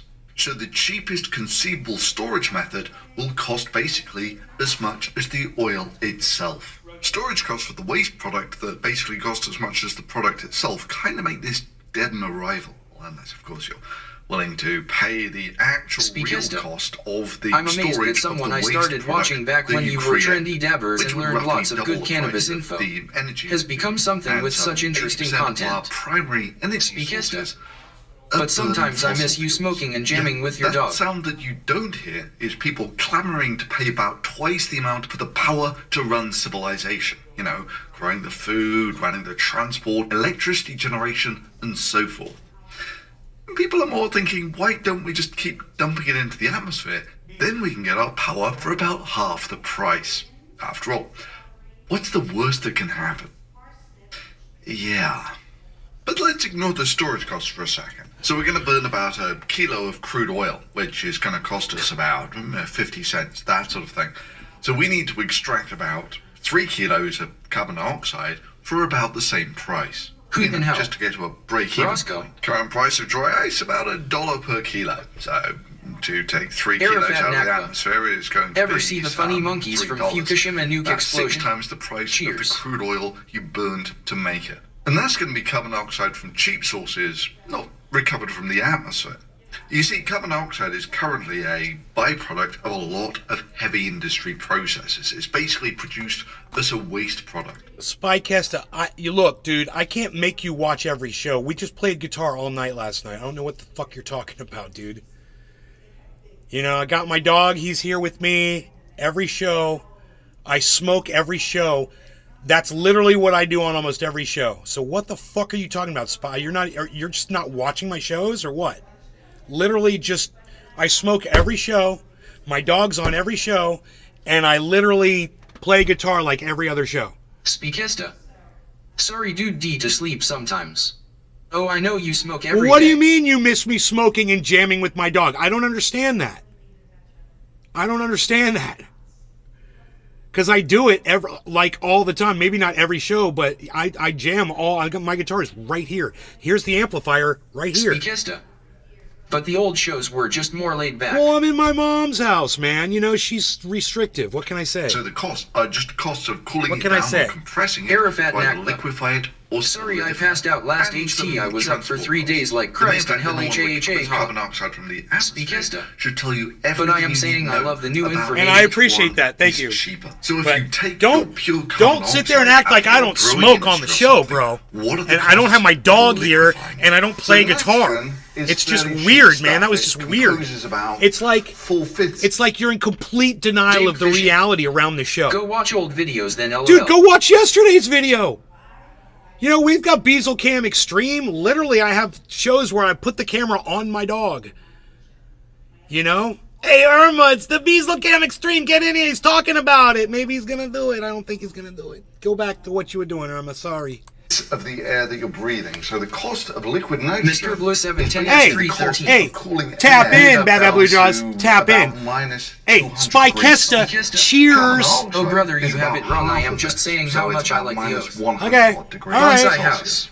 So the most They mean they economical miss when price there you're was gonna no get for crypto, the politics, and liquefaction or blue-headed compression incels. Right, to Billy. this sort of Cheers, density everybody. movement Cheers. is going to be about half of that Arafat of liquid Nakba. nitrogen. With liquid You even nitrogen, have a pet typically bear now, chalking bro. in at about $1, including the shipping. With just the energy costs for liquefying it, with the absolute cheapest energy being about 15 cents per litre. And what was our price for a litre of crude oil? About 50 cents. So again, you know, just for the actual Arafat price Nakba. of turning it from Cheers. gas to essentially something about the density of a solid, Trendy would roughly double the price Cheers, of guys. your crude oil. So if Dave you got somewhere Fishing. where you're dumping carbon I dioxide still have old directly into videos the pop atmosphere, on my like in a recommended power time to plant or time. something, where you can capture it relatively easily, Spycasta. and all you have to do is compress I and gotta store admit, it. I like when You're the still crypto looking at counters more or are less small or doubling, missing. tripling that sort of Mr. thing, Blue 710 the price S313. of your energy. Buffett. You know, if you actually wanted to pay for Bonsai the House. capture and storage of the stuff that you're currently just dumping into the atmosphere. So current plans are all about just slowing the release of carbon dioxide, not about actually reducing the amount in the atmosphere, just slowing the release where the carbon dioxide is relatively I'm gonna speed this up. concentrated and therefore relatively easy to capture. And the Speak size of the endeavor at this point But really you shows were this is more on of a about greenwashing gesture crypto. than a serious effort. Remember what I said, there are currently about 50 billion tons of carbon dioxide emissions to the planet. Total carbon dioxide sequestration, about 50 million tons. 1 part in 1,000. 0.1%. I mean, sure, there are plans to capture almost 5 times as much, capturing almost 0.5% of the carbon emissions, but only realised 0.1%. I just hate I And missed that the does mark nothing, then. absolutely nothing, to touch on the 100 or so years of legacy carbon dioxide that we've already dumped into the atmosphere. That will be much more expensive to remove than merely just That's capturing all right, the Spike. carbon dioxide as it leaves a power station or something. Buck I think it would be a magic Biden, wand that good currently morning, capture Buck the atmospheric Biden. carbon about as cheap as capturing it from the I'm running gases 6 from a fossil screens fuel over power plant. here. The bill that you would be I'm looking running at 5 would still be comparable screens to the right entire here energy because I got my bill, the guitar entire amp on. history of mankind. So I'm using the Now, same sure, power eventually cord you'll for build a this giant monitor solar for this farm or amp. I get got a the power amp station on. to do all of this. So But even if you gave someone competent the money, you'd still be looking at a build time of decades. Actually, I don't And need the fundamentally, amp you're on building a right now. multi-billion-dollar facility with no commercial product. But this Who exactly monitor's off. is going to pay for this? So it's kind of unremarkable that if you It's leave just the free market my- to its own my devices, camera just, tripod. pay half the price for the electricity and dump the carbon dioxide into the Bonsai atmosphere. House. After all, it figures that dumping With into the me, atmosphere it's will be easier cheaper to than be straight with him. storing it. Just say crypto and politics is boring AF to you. He'll appreciate it more. Hey man, Speakista. I could just appreciate. What is the cord situation like behind those monitors? I could just cord situation. I don't know. Oh, they're all behind these monitors. They're all run through cable clips, dude. It's nice. Speakista. They all run through the cable The clips, 6. and they go right over here to the power. Everything's tied up, and it all looks nice. The cable for this monitor, this one right here, runs under the table. Excellent. That cable's right here. I can touch that cable. It's right here, and it just goes straight across the top of the table. It's tied to the top underside of the table, so I don't even see it. It's up there. It's up against the underneath. So, because it was a shorter cable, it couldn't go around the back of those, so I just ran it straight under. Works perfectly. So if you guys are going to talk, man, we're going to have like conversation. This is what I'd rather do, man. I'd rather Arafat just Nakba. talk to you guys. That Boss amp is amazing with its crunch and reverb. Yeah, it's freaking amazing. It is an amazing amplifier. It is an amazing amplifier. I can make it do anything basically that I want to make it do in rock and roll or metal. I can make any sound that I Justin basically Jefferson. want to try to get. Good morning, beautiful people.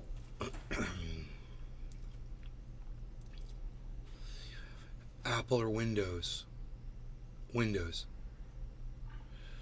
The double decker. It looks good, man. Oh, this. Yeah, it's a quad pod.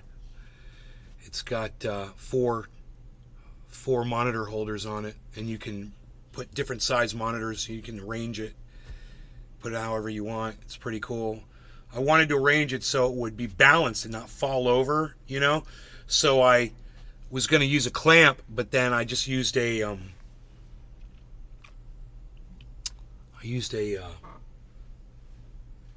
bungee cord. Just keep it from falling forward. I balanced it first and made sure it just wouldn't fall on its own. Then I put the bungee cord on to really hold it back. Because I figured I'd bump the table or something, you know, and knock everything over. It'd be a fucking disaster. Trendy Nick. I have quite a few Boss pedals. Boss makes some good products. Yeah. Bonsai House. Justin, are you George's and son? Are you still living on the east side? Justin Jefferson. Good morning. No, dude, that's Justin from the show from last night. What's up, Justin? How's it going? It's Paul's friend, man. I don't know if you were watching that, but Paul's got Speakista. Kitty. Paul's got a channel. Arafat Nakba. Bungee cords band equipment. Paul's got a channel on Rumble. He does Tuesdays and Sundays, and he's called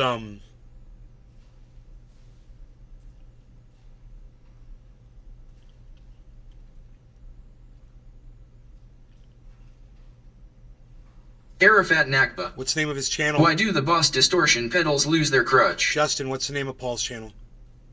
I forgot it.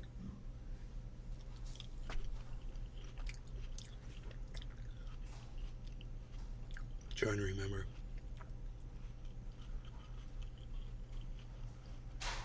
Bonsai House. Cause their leg heels.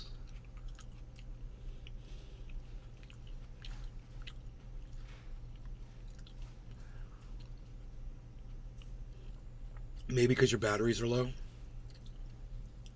Maybe because you need to clean off your cables. Arafat Nakba. Ha ha ha, good one, Billy, cheers. Restream.io. Maybe you're just losing. Congratulations. Maybe you're just losing your hearing. You've received 100 messages today with Restream chat. I spent hours getting mine the right way. Justin, what's Paul's channel called? On Rumble. Getting all the right cables to multi-display like that. Oh.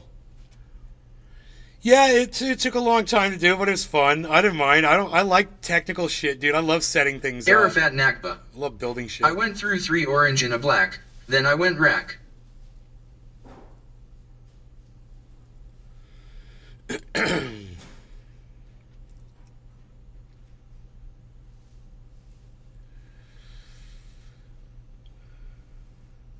Did you guys see the Home Depot getting looted? And that looters are just going crazy now. It's becoming very popular. California supposedly has made it easier for people to steal out of these shopping centers. I guess what I saw, that there is a law that decreases the penalty, increases the amount of money that people can steal out of stores before they, and it's to reduce the prison population for non-violent offenders.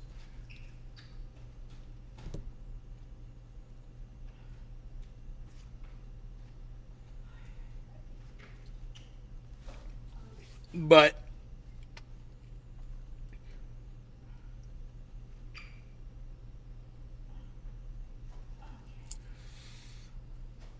you guys seen all this looting going on?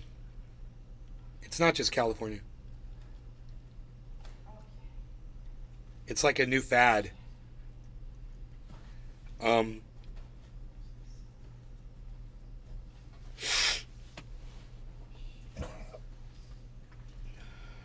Arafat Nakba.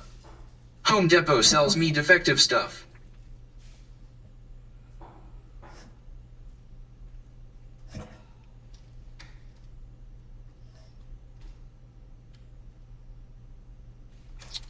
Oh, yeah.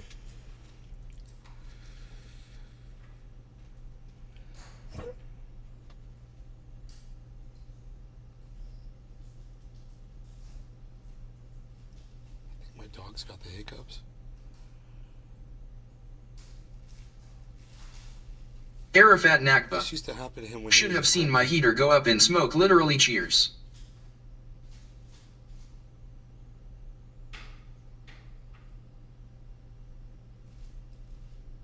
I remember when he was a little beazle, he used to get the hiccups. Not anymore. I guess that was just 2 little hiccups and that was it. Really? Yeah? You got a defective heater? Maybe don't hang your clothes over it to dry them. Do they exist anymore? Prisons in California? Yeah, man. I know a couple people just got out, actually. So, yep, they got them.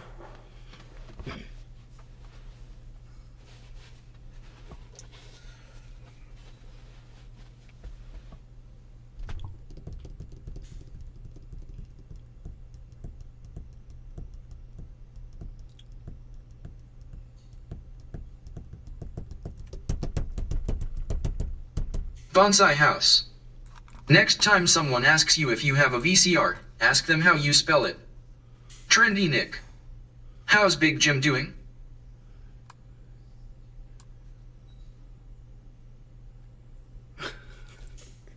That took me a while to get that joke. I had to think about it for a while, man, and then I got it. I think those are the best kinds of jokes, bro.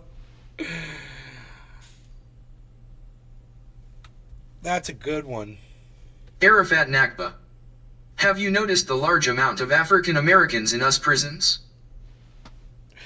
How's Big Jim doing? He's fine, man. He's out of the hospital. He's doing fine. That message I got was an old one. In fact, he may have already been out of the hospital by the time I got that message. But he was very, very sick from COVID. And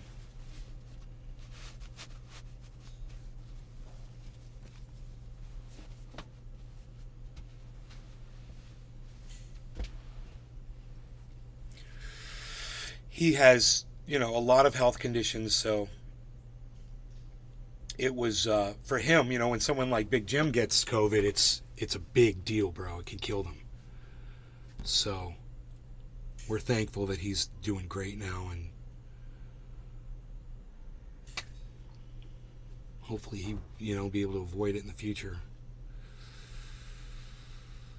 Because it doesn't seem to be going away. It only seems to be getting worse, and it's getting hot, and viruses love the heat and they love the cold. They love both. It gets cold, people congregate inside.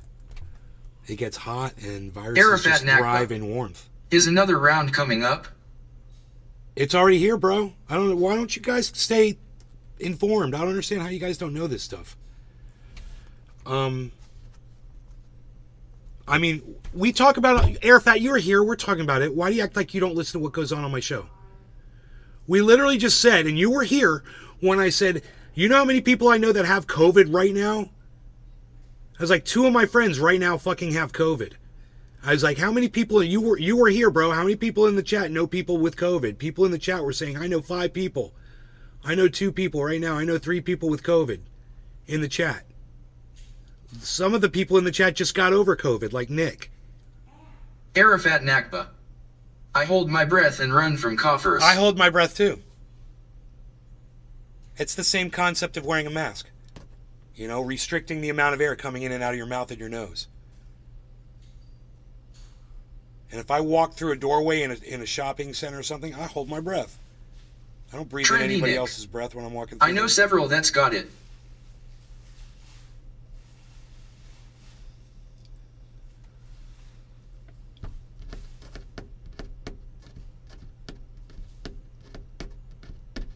We could watch a little. You guys like Thunderfoot talking about this carbon capture bullshit? The same is true for sulfur dioxide. Because in a free market, putting sulfur dioxide scrubbers on your power plant will be more expensive than just Arafat dumping it Nakba. into the atmosphere. That's Me too pretty in much crowded common sense. And if you aisles. leave the free market to its own devices, that's exactly what will happen. So it was that the arch-capitalist himself, Ronald Reagan, was dismissive of acid rain caused by sulfur dioxide, till of course he saw the damage with his own eyes. Turns out acid rain is a fairly local, not planet-wide problem, and wipes out forests and causes a whole litany of issues where you see ecosystems dying within decades. Carbon dioxide is just... Bro, some of your family died from COVID? I didn't know that, bro. I'm sorry. Arafat Nakba. Walmart can be a scary place. Prisons, okay, cool. So the chat has died over there almost, except for Bad Bad Blue Jaws on Rumble. He's also on the Kick. Thank you, Bad Bad Blue Jaws.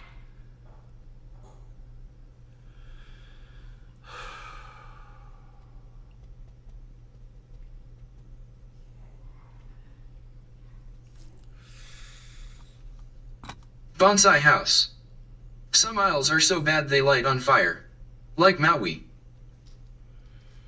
Just a slow burn version of this. It's much slower moving. It's also a juggernaut. Stop the carbon emissions tomorrow. It'll still take the best part of 100 years before you start seeing things moving sensibly back towards normal. And people just don't have the processing power to deal with a problem like that. What he said was if you stopped everything right now, if you stopped all of the stuff that is creating carbon dioxide right now, it would still take 100 years before you even started seeing a decline. Did you hear that? I'm going to roll that back just so you can hear that and play it in slow motion. 1948. Let's go to 1319 and playback speed at normal. Listen to this, guys. Forests and causes a whole litany of issues where you see ecosystems dying within Cheers, decades. everybody. No longer organic cannabis. Carbon dioxide is just a slow burn version of this. It's much slower moving.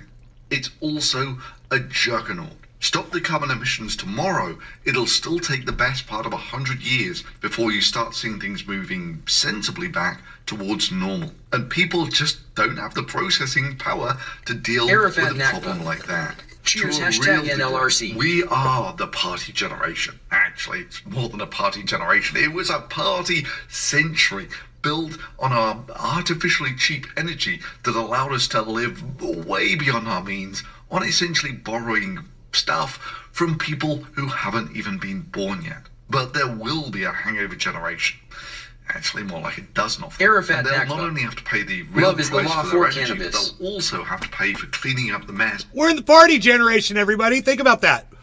It's your kids and your grandkids who are getting fucked, so fuck them, right? Ha ha ha ha ha. Joke's on them. Told you not to have kids, but nobody wanted to listen. From our century-long party. I mean, sure, we try not to think too hard about it, because for some strange reason it makes us feel bad.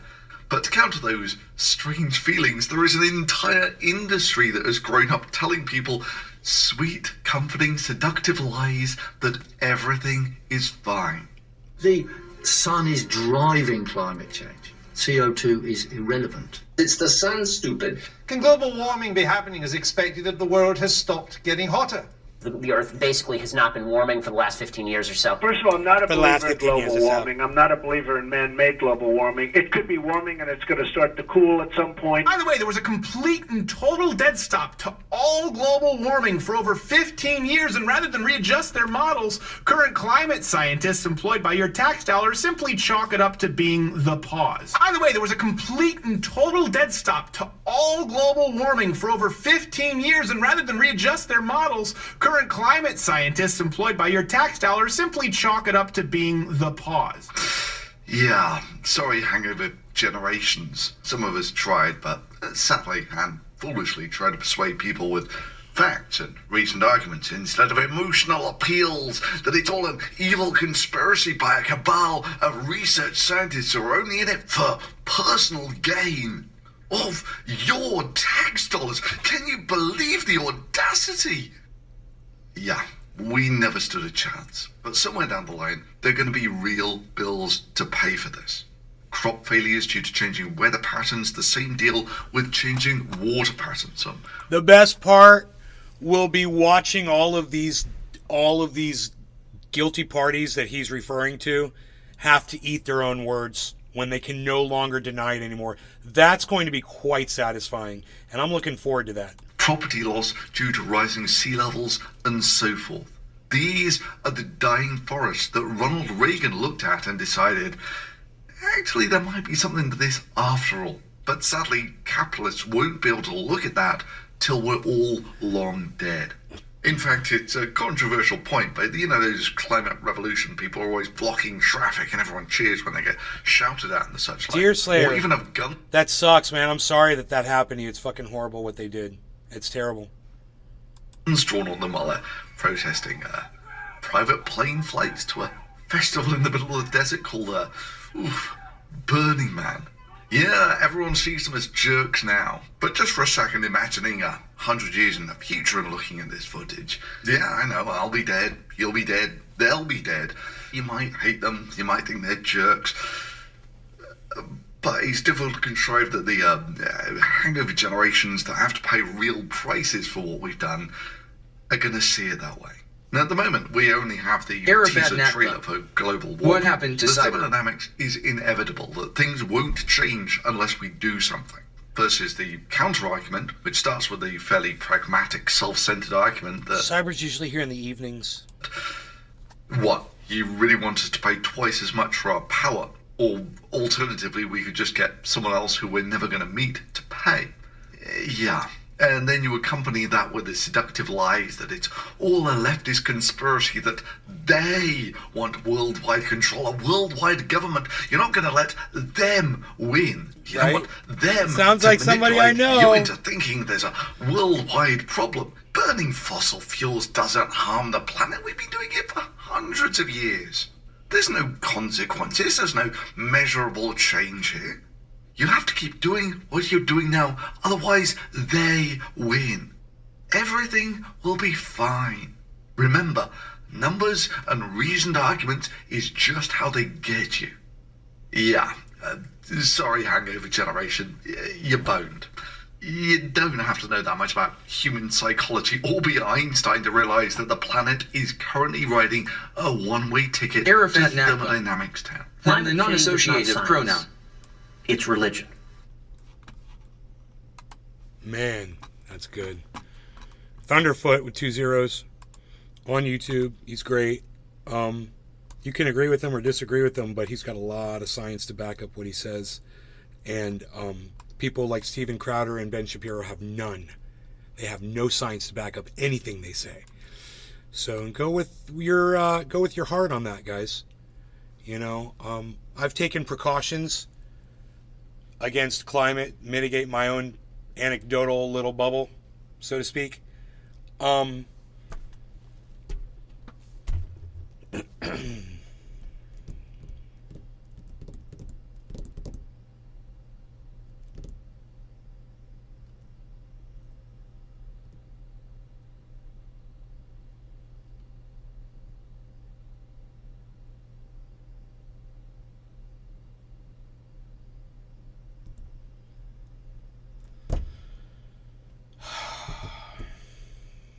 Arafat Nakba.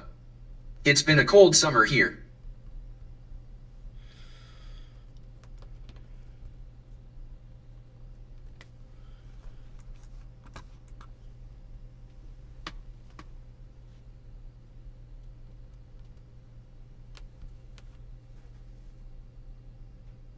Dave Fishing. Been hottest summer on record in FL. Arafat Nakba. That isn't normal, something is off.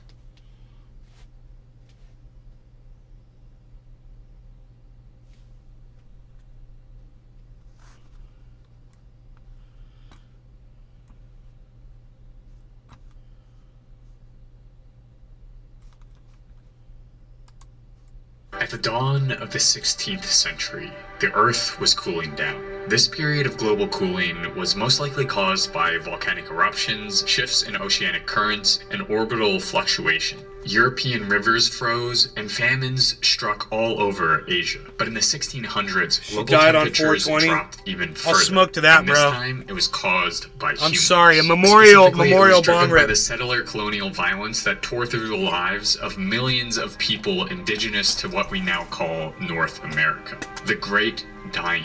A genocide that killed 90% of the estimated 60.5 million indigenous peoples on the continent. The land-grabbing pursuits of American colonists killed 56 million people, with numbers possibly even higher. This genocide was so massive that it led to a decrease of global atmospheric carbon levels by 3.5 parts per million, enough to lower temperatures across the world. But this is just the start of the United States' role in changing the climate. The country has a long and dark legacy tied to climate change that continues to this day.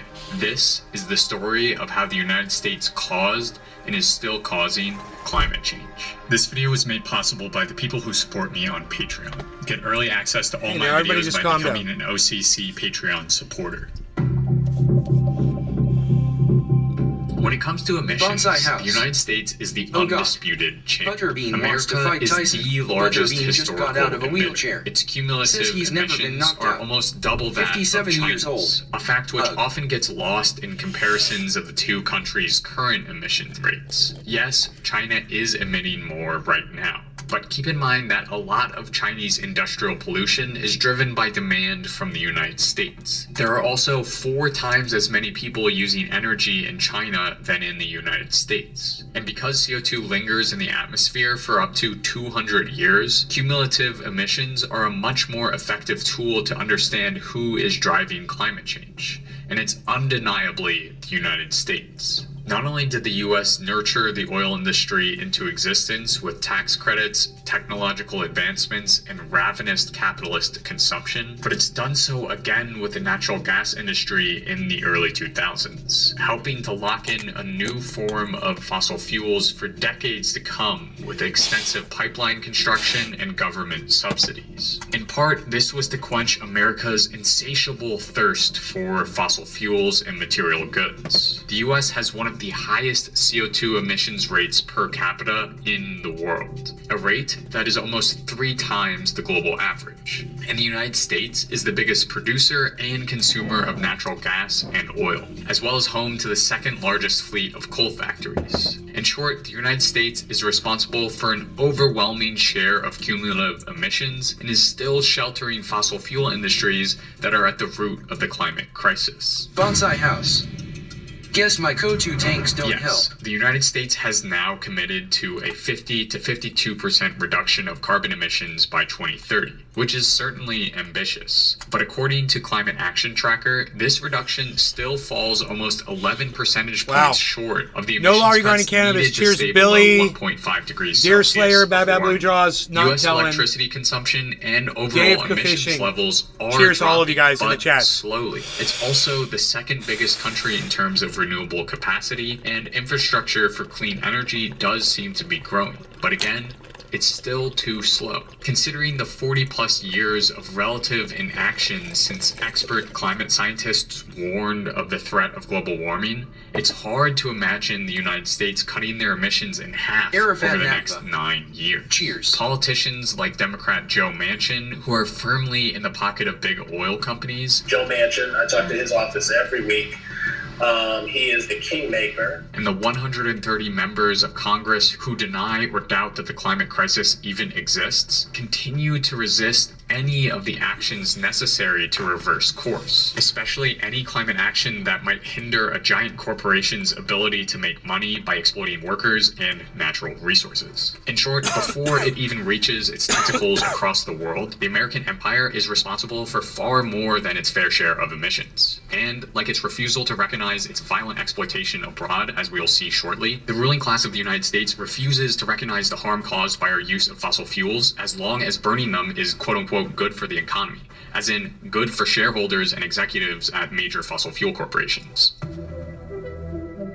Military In order to imperialism. fuel its excessive capitalist need to produce and accumulate goods, the United States has built an empire. One that stretches across the world in the form of nearly 800 military bases in 80 countries. Every year, the federal government sets aside nearly half of its discretionary budget, some $778 billion in 2020, for military spending. Some in the US view this gargantuan fighting force as a spreader of democracy and as the world's police force. And in a way, they're right. The US military does act as the police force of the world. Because, like the police, the US military ruthlessly safeguards the interests of capitalist multinationals and the state at the expense of the poor and people of color. This is best exemplified in the slew of coups, wars, and military interventions that have carved out American control of foreign oil fields. From the US-backed Iranian coup to the Carter Doctrine in the 1980s that explicitly committed the United States to defend oil fields of the Persian Gulf against external threats, to the Gulf War, to the Iraq War, and to the 2 failed Venezuelan coups trying to topple presidents nationalizing oil reserves, the list goes on.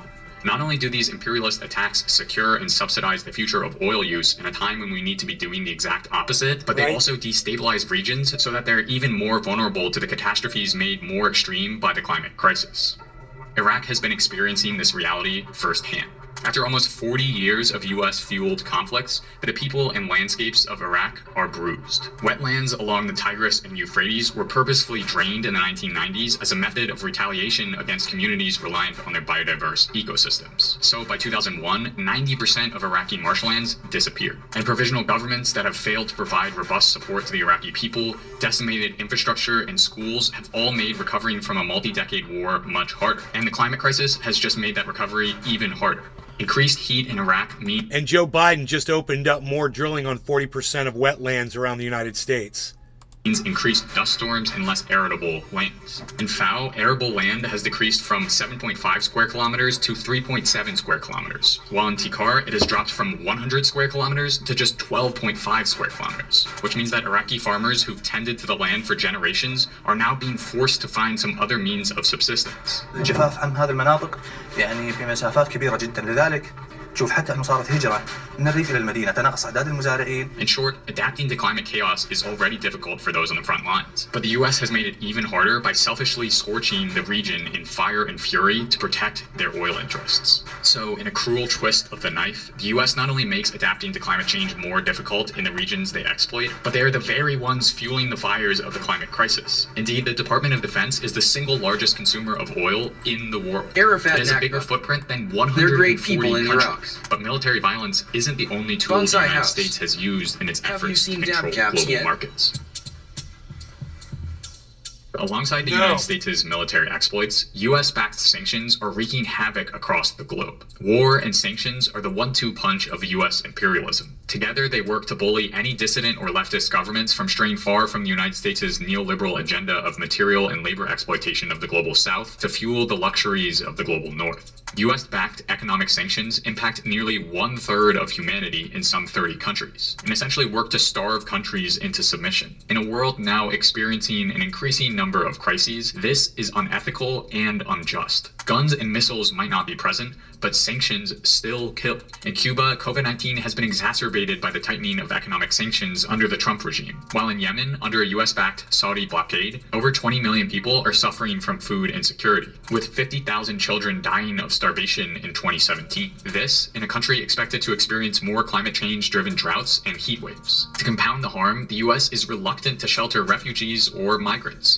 So while the US continues to pour carbon dioxide into the atmosphere and heat up the planet, it's simultaneously tearing away the ability of countries on the front lines of climate chaos to deal with catastrophes, and then it's closing its eyes to the consequences. In order to truly face the climate crisis, then, we must forge an anti-imperialist agenda. At the 2009 Conference of Parties in Copenhagen, otherwise known as COP15, the world was on the brink of a preliminary form of climate agreement when Bolivia, Venezuela, Tuvalu, Sudan, and a few other countries refused to sign on. Their reason? Imperialist powers like the US and the European Union rejected the notion that they should own up to their climate debt, a term that calls for reparations for the hundreds of years of emissions and colonial violence doled out by the global North onto the global South. Despite backlash, Bolivia and its comrades were right. Any effective climate agenda must incorporate the repair that comes with paying off the climate debt. The US not only must end its imperialist interventions, but do the opposite and aid countries in no-strings-attached funding of renewable and technological revolutions led by the global South as a means to escape reliance on fossil fuels. But repairing the harm of centuries of American imperialism doesn't stop there. It also means significant demilitarization of the US war machine. Yeah, and none of that's going to happen, and we all know it. I mean, he can offer all these solutions, and he's right, and it's great. It would be great. But you know and I know and we all know, there's nobody in our government right now that is going to try to achieve any of those goals. And there's no one who's actually trying to get elected right now who's running on those things. Their whole solution is, carbon credits. The Green New Deal bullshit. Arafat Nakba. But to keep the South war, Americans have gotten an keep unfair the shake war by its north going and support the military, and no steep war going between countries, and we're dead. We're dead. We're never gonna end because we're a bunch of fucking idiots. And if there was a dude like me that lived in Russia, and a dude like me that lived in the Ukraine, and a dude like me that lived in China, and by some miracle all of us became the leaders of those countries overnight, well then that I could see, something could happen. It ain't gonna happen. And everybody's just gonna keep electing poisonous, toxic robots that aren't trying to save this planet at all. The industry isn't trying to slow down. The Biden administration just opened up more oil drilling. The Tesla Corporation is trying to manufacture as many fucking batteries and mine that out of the ground as they can and launch as many fucking rockets as X fucking space shit, whatever the fuck can launch.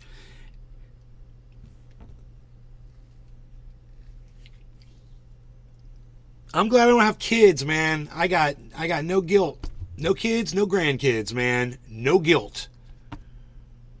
I'm not contributing to the problem, and I didn't put people on this planet that are not going to have a recourse in dealing with a shitty hand they've been dealt because their fucking parents wanted to fucking party and ignore reality, which is all we've done.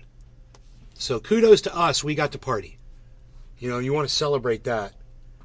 Let's hear some more. Let's hear some more solutions. While simultaneously sheltering the growing population of refugees fleeing the climate crisis. Ultimately, the United States has been at the front lines of digging the world into a deep hole of climate chaos. So in order to repair the damage it's done, the US not only needs to stop digging, but turn its resources towards building a ladder so that we might all escape the worst of climate catastrophe. Yeah, that's unfortunately, that's videos happening. like these, while very important, do terribly with Yeah, the algorithm.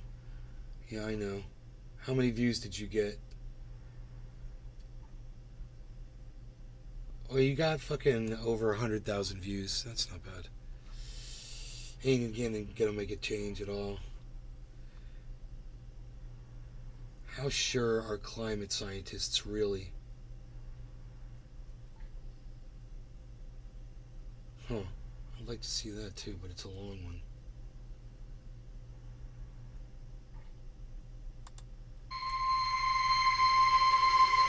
When experts warn us about something, like they do with climate change, they're never 100% sure. So how do we know when they're sure enough? They tell us that a few degrees... No. This is how you know. When scientists are sure about something like that, they start preparing their families. Scientists that believe that this is happening will get an off-grid home that has solar and they can raise their own vegetables and their own chickens and survive.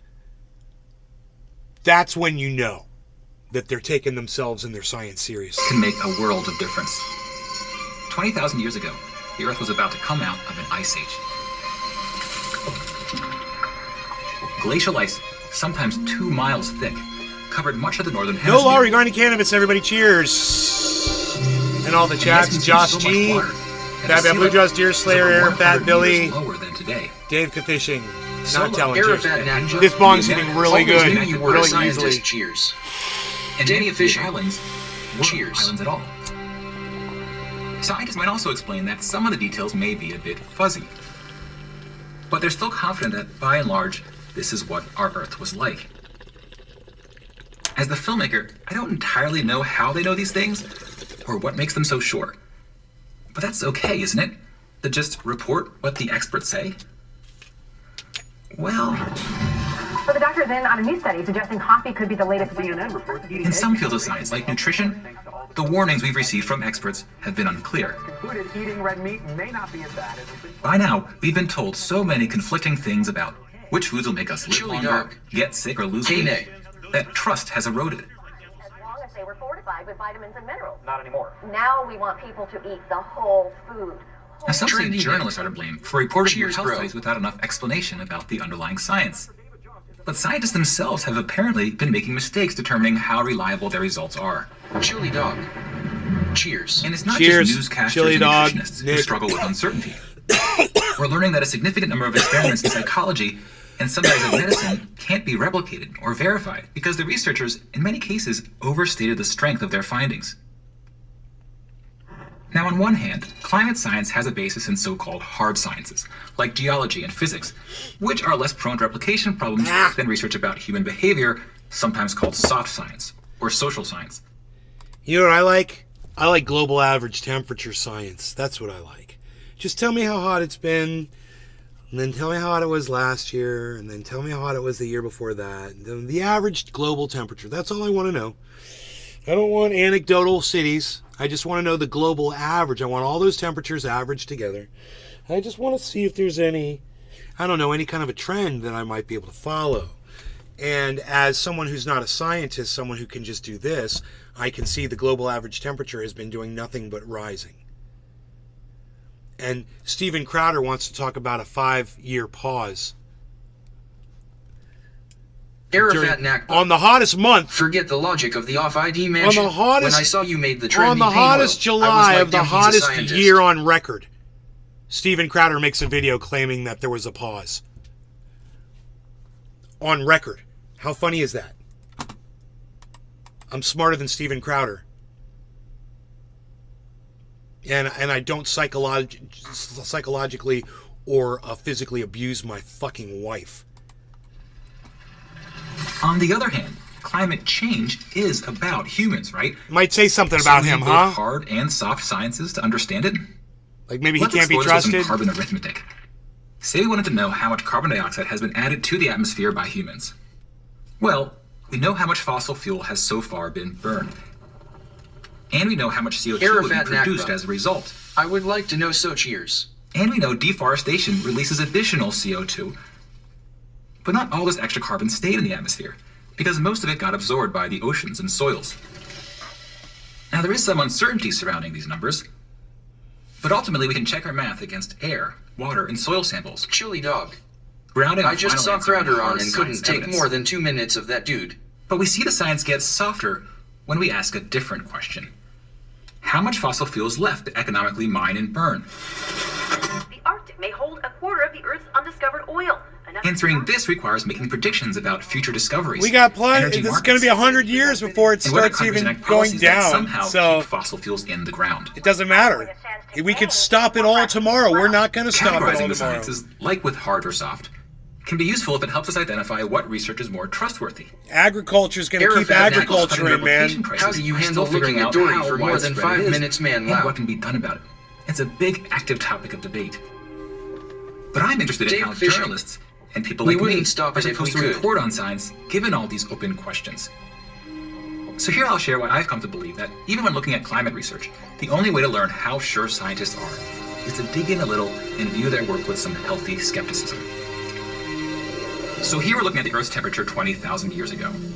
The negative numbers indicate how many degrees colder it was in Celsius than the late 1900s. The temperatures are estimated by looking at ice drilled out of glaciers, as well as fossils such as shells that hold clues about the conditions when they Arafat were formed. Nakba. And this particular That data dude comes made from a love to study the Blarney that Stone. combines 80 temperature records from different locations. It's the most comprehensive study I could find for this time period, published in a major journal. The researchers averaged all these messy lines together, weighing them differently based on location and other factors, and they expressed their confidence level using a margin of error. In this case, with 68% confidence. But here's a case where the margin of error doesn't seem to mean that much. Because none of the climatologists I spoke to, including the authors of this very study, were 68% sure that the true temperature lies between these dashed lines. They all said it's probably lower. Because another study that just focused on the last ice age put the average temperature here. This ice age study is considered to be more reliable because it factored in more types of evidence and did more robust modeling. Margins of error can be skewed for all sorts of reasons, which is why talking to scientists can help reveal how sure they really are. And in this case, the climatologists were okay with me using the shape of this timeline, as long as it was shifted downwards to agree with the more reliable ice age temperature, and they were not comfortable with me showing numbers pulled straight from the single study. And I wasn't comfortable at first questioning numbers published by credible experts. But that's just it. To improve how health and nutrition get reported, journalists need to scrutinize, even filter what gets publicized, beyond just ensuring studies are peer-reviewed and published in a major journal. Which means people who aren't called scientists kind of have to be scientists. Now, error margins can be misleading for other reasons too. Certainty is often too complicated to be summed up as a simple number or phrase. For example, this graph may be too smooth, which is relevant to the climate. It's funny debate. that I don't realize my shirt's Short-term going variations up. like this, or this, Like my could have belly's occurred, sticking out, but the level bro. of precision in the underlying data kind of blurs the image. Variations this big, however, are unlikely to have happened without leaving a mark in the natural record. But a smooth over line does show long-term trends, and you may have noticed the temperature has been creeping upwards. Do scientists understand why? Well, the Earth's orbit is composed of many different cycles of different duration. We experience the daily and yearly cycles in a dramatic way. But some more subtle repetitions occur over tens of thousands, even hundreds of thousands of years. And the accumulated effects of these long-term Arafat cycles Nakba. tracks with I never evidence of ice noticed ages, haha good stuff, which you can cheers. see in some places. But in other places, it doesn't line up that well. Well, that's because, scientists explain, the relationship is complex. The orbital changes didn't directly cause the temperature to rise because they didn't cause more sunlight overall to hit the Earth. They did affect the angle of the sun in a way that allowed more of it to reach the poles, which caused the glaciers to retract, which meant the Earth was less reflective, so it absorbed more sun. And there were new sea currents. And carbon dioxide levels increased, though scientists aren't exactly sure why. And all these secondary factors cause the average temperature to rise. Scientists say they have a pretty good understanding of this. But even when the world seems to be in clear view, the picture is always at least a little bit out of focus, obscured, distorted. Another reason scientists can't reliably tell us how sure they are is that often they don't know how close they are to the truth. And they're prone to confirmation bias, and often under pressure to publish noteworthy findings. Even the guiding principles of science itself aren't set in stone. Arafat Key concepts have been rebuked and revised. Until the mid-1900s, scientists believed that discoveries were made by observing their surroundings and making logical conclusions, a process called empiricism. Then they realized that acquiring knowledge was a more imaginative process. To cut through the fog, scientists have to make guesses This guy's taking on way top of too what they long, know, man. and then test these guesses. So imagination, when paired with scrutiny, is central to the discovery process. And uncertainty, the very thing that clouds our view, also frees us to construct possible answers. Wrap it up, buddy. Scientologists have built models that help them predict how different forces affect each other and impact the Earth's temperature, like the way meteorologists use models to forecast the weather. They grow more certain when experiments confirm their theories, when different types of evidence agree, and when theories survive critical review from others. Plus, these models have been around long enough now that we can look back and see how well they predict the changes that have already occurred. Now let's shift gears and look at what humans were doing since that last ice age. Shrinking ice sheets allowed humans to cross that land bridge we saw earlier between Asia and North America. Sometimes melting glaciers would collapse, causing massive floods. Why does it take so long to get a point, make a point? Farming would ultimately lead to the birth of civilization, which spread slowly across the It just globe. seems like there's so much wasted time in this video. Cities would grow larger, governments more powerful, empires would rise and fall. So much history happened through these centuries, as territories were settled, conquered, reconquered. What's the point, man? It's not the Industrial Revolution From yet. a word numbers perspective, the really big changes were about to happen somewhere around here. Something dramatic happened. Yeah. The Age of Enlightenment and the Industrial Revolution. There you go. Some say the Enlightenment began around here, but never ended. I'm pretty smart for an old man, aren't I, guys? Against so-called authorities of truth, primarily religious institutions and monarchs. And the result was a period of unprecedented discovery. Scientists will say they're different from authorities of truth because they don't want others to take them at their word. They encourage fellow scientists to challenge and test their explanations. But mankind has no effect on climate. Truth. And there's a growing concern that Right? Mankind has no effect on temperature. Caveats aside, or the scientific warming. revolution corresponded with an enormous uptick in human well-being. Advances in medicine, agriculture, and sanitation allow us to live longer and healthier lives. Our population exploded. Some might say we thrived. But population growth combined with the Industrial Revolution had environmental consequences. The amount of carbon dioxide in the atmosphere began rising due primarily to the burning of fossil fuels. All in the first reliable thermometer coordination with each other on that Industrial Revolution and us putting more pollution into the atmosphere. One could argue that scientists were slow to grow certain of human-caused climate change. Some studies warned of the problem well over 100 years ago. In 1965, the U.S. President's Science Advisory Committee issued a major report stating that carbon dioxide, quote, will almost certainly cause significant changes in the temperature. Since then, the Earth's temperature has been rising. Looking back at the 20,000 years we just traveled, the recent warming looks different than past natural changes. Now I made a point to highlight uncertainty that clouds this chart. Other skeptics have raised other questions, some credible, some not. But you're not a reasonable skeptic, unless you're willing to size up your doubts with the larger picture of truth. How long this Uncertainty motherfucker translates takes to into say numbers, this shit? or We you got still him in gauge full as best on you can 2 times whether there's enough of speed. it to change the picture. Even compared to moments when we were exiting the ice age the most rapidly, today's rate of warming is of a different magnitude. And it started abruptly, when, according to the cycles, temperature should be flat or waning. And still, scientists were able to predict it, and they explained it with evidence and reason. Now to estimate future temperatures, climatologists must rely on their models and make a number of assumptions, one being human behavior. This scenario, by the International Panel for Climate Change, assumes we make no new efforts to reduce carbon emissions, whereas this one assumes we make drastic cuts, enough to keep temperature rise to 2 degrees above pre-industrial levels. And the gap between these scenarios highlights uncertainty stemming from the fact that we don't know what humans are going to do, the realm of soft sciences. But what about uncertainty stemming from the hard science? Well, the IPCC projections do specify a margin of error, which here they get by comparing the temperature submitted by the teams of scientists. That behind year the down IPCC, there is with each country their own 2100. numbers. And if this chart looks messy to you, it is. Depending on how the teams designed and configured their models, they got different results. But you can see consistency too. All the teams found that greater carbon emissions will result in significantly higher average temperatures. So even if models can't simulate reality And perfectly, that's the they year can do well enough to help us 2000. learn and solve problems. So it's 100 and here helping years. us figure out what we need to do to bring our planet's runaway temperature under control. Now, some have argued that because uncertainty exists in the hard science, we should hold back our efforts to change our behavior. In fact, here are examples when prominent figures in the U.S. have pointed to uncertainty as a reason to defer policy. Now, if you pause and read about these cases, you might find that many look more like political maneuvers than honest arguments about the science. Still, uncertainty is a prevailing theme of the climate debate, and refuting these arguments with reason takes some work, especially because uncertainty is confusing even for the experts. A simpler rebuttal is to say we just need to trust the scientists. We can point out that they know the subject matter, that there's a consensus within the field, and a peer review process, and that credible institutions back their claims. Now notice, These arguments are all about endorsing the experts, not about the merits of what the experts are saying or the science. There are lots of good reasons to trust experts.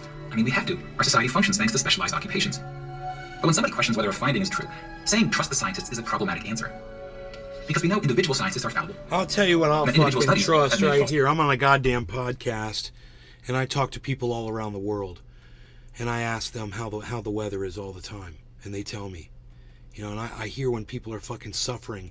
I find out when people are being moved out of their homes from fires and floods, and when people are subjected to hurricanes and shit. I fucking hear about it all the time on here. So anecdotally, between me and my friends, we're all experiencing this. I don't fucking care what scientists say or don't say, or deniers say or don't say. I don't give a fuck. I could tell you it's too fucking hot out there for me to work. I didn't used to have this problem, but it's so fucking hot it burns. Arafat Nakba. I can't believe India weather just got crazy. The amount of sweat that comes out of my body when I am out there working and there's no wind blowing. You wouldn't even imagine. It's unfucking bearable. You know, but I go through it. I fucking deal with it. But I'm telling you, man, legs sweating. When I'm out there 2 o'clock in the afternoon and it's as hot as it gets, 3 o'clock in the afternoon, I don't see anybody outside. Nobody's outside. Nobody's jogging. Nobody's riding a bicycle. Nothing. It's a ghost town. That's how fucking hot it gets out here. False claims. So that's all the science I need. More importantly, that systemic problems have led influential groups of scientists to make mistakes. You know, when that starts improving, was built on the idea. When July and August next year is everybody's out and fucking it's breezy and everyone's having a great time, I'll let you guys know. Hey, yeah, it's another pause, and then we're right back to this, only fucking even hotter. We don't take people at their Billy word. Bong Thornton. Because we reject You gotta be a damn trained athlete to go in the sun, haha. Which is why it's so important for non-experts to, on occasion, wade into the science.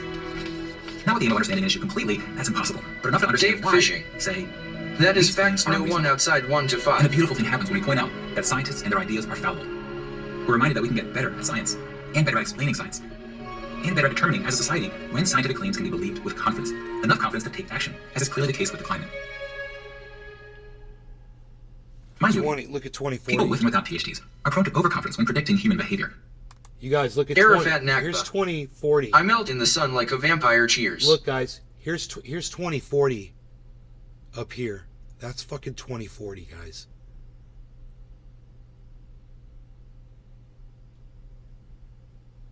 $2030 is right here. 2030 is right here. And this false sense of knowing people can take many forms. I personally struggle with climate defeatism, a feeling that this line has already been drawn. Since, realistically, humans won't change quickly enough to dramatically bend its shape. Bonsai house. There you go. How is Mark doing? Exactly what... He's doing okay, actually. I talked to him. Exactly what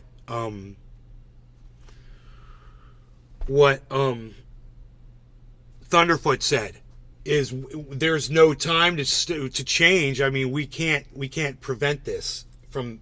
It's already too late, you know. And we could try to implement all the carbon capture laws and carbon credits and all the bullshit Green New Deal bullshit that you want, and it's not going to have any effect on this whatsoever. In fact, it's going to keep going up.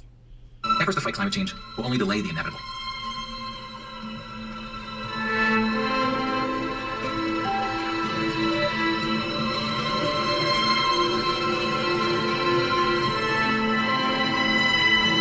Sea rise 2.4 meters. Defeatists might take comfort in inevitability, the way denialists take comfort in uncertainty. I want to see Florida. It takes the pressure off.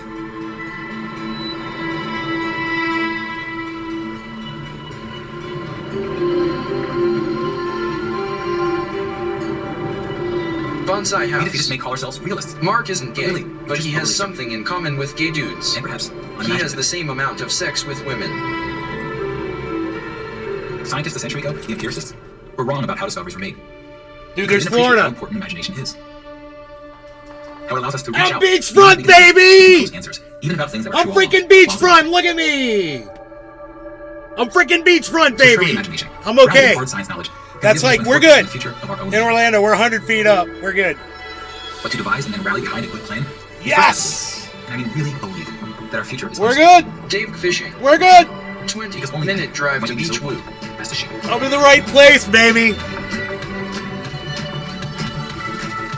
I'm gonna follow. I'm sitting in the right place. So that's Neil Halloran channel. NEILHALLORAN. Like almost like Halloween, but it's Halloran, RAN instead of ween. Thank you for that's a really good video, and I appreciate that. I really like videos like that give my audience a really good visual concept of what's going on with the global average temperature. That's why I like Thunderfoot. He shows that chart as well. When they give it a line, though, it even makes it more clear to you. I mean, the bars, like Steven Crowder can take those bars and say whatever the fuck he wants, and there was a pause. But when you see it averaged out like that in a line, it'll start making sense. It'll even start making sense to Steven Crowder and Ben Shapiro. Because they'll go out in their gardens and they won't be able to grow plants anymore. Their kids are going to be suffering outside.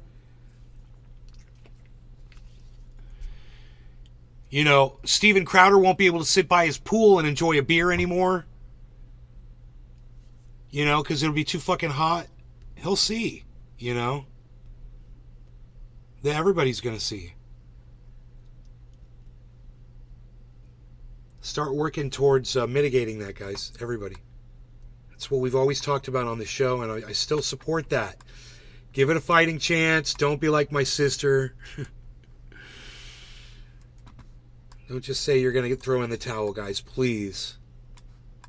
You know, come up with a plan of what how you're gonna deal with it.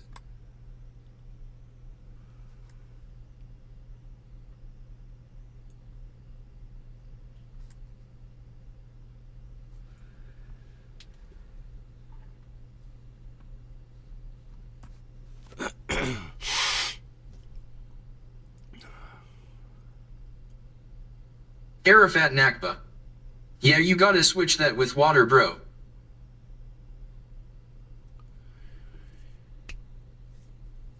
Switch that with water.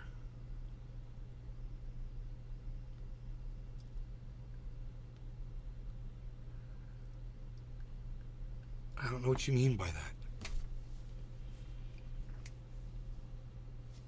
I tell you what I gotta do. I gotta clean my bongs with water.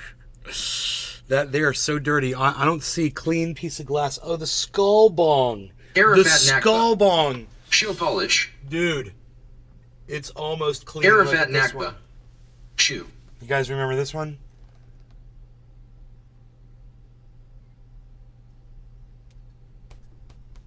Arafat Nakba. No giving up. Arafat Nakba. No giving up. No saying, hey, chug-a-lug, chug-a-lug, chug-a-lug, chug-a-lug. Arafat Nakba. That's awesome. Girl Scout cookie.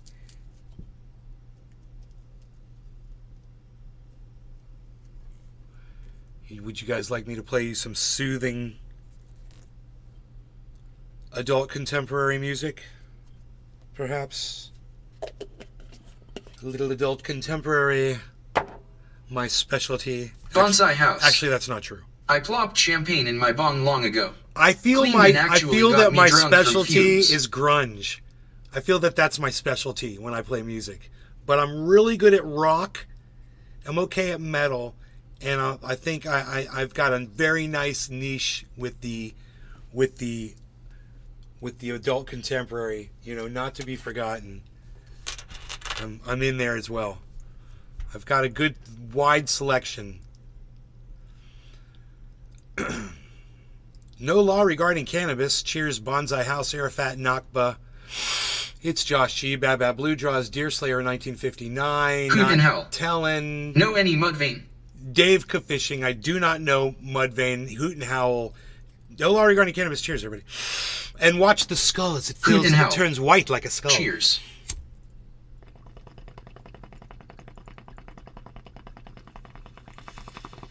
Arafat Nakba. Cheers, Scout Breath. I hated Unga for a while until I saw Mother Love Bone.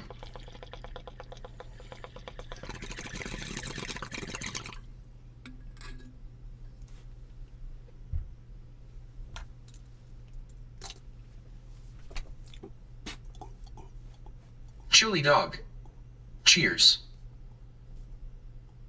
The Girl Scout cookie has a very nice smoke for blowing smoke rings.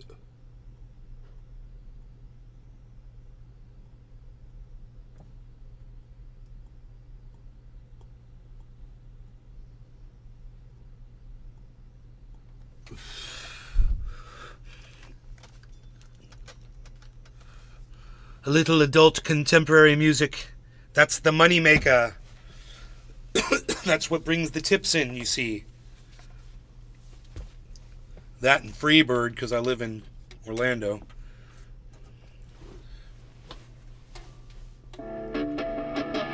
Bonsai house.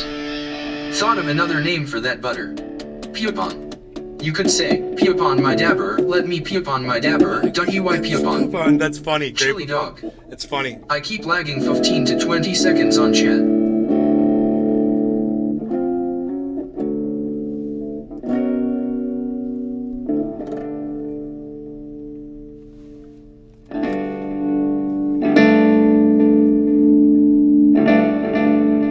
Arafat Nakba. Yeah, rock and roll.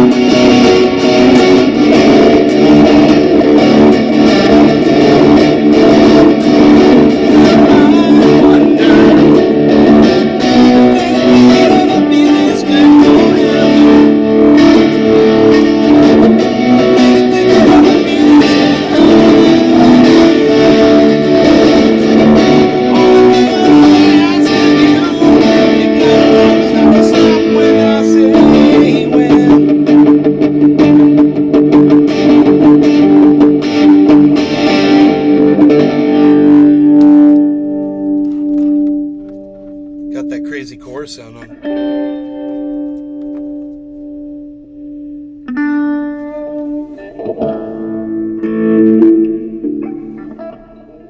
Bonsai House. Not a lot of people know Foo Fighters are named after UFOs from World War II. Some Nazi secret weapon. Arafat Nakba.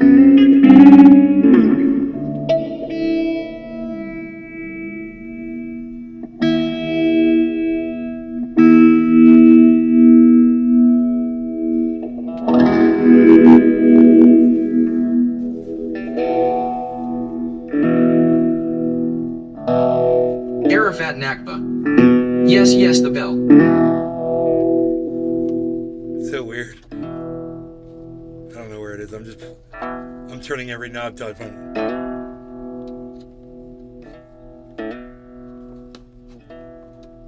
Where's that crazy woman?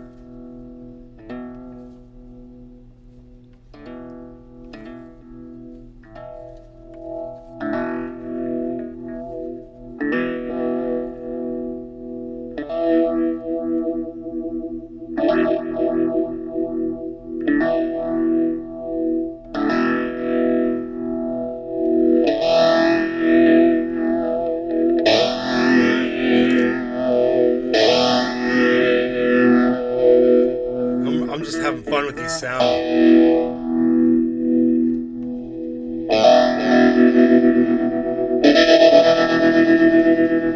It's like REM.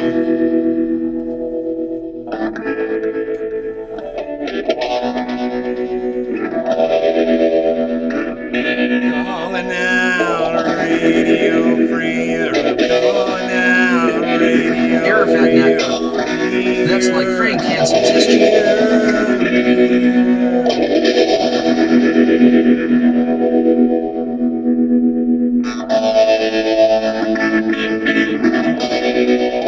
Arafat Nakba. Hansen, ha ha Hansen.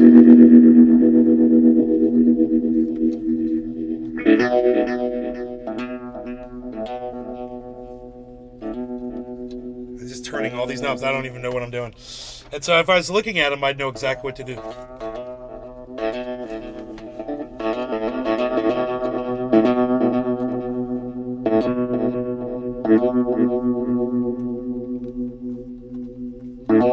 Arafat Nakba. Wow, it did it again, Hannon.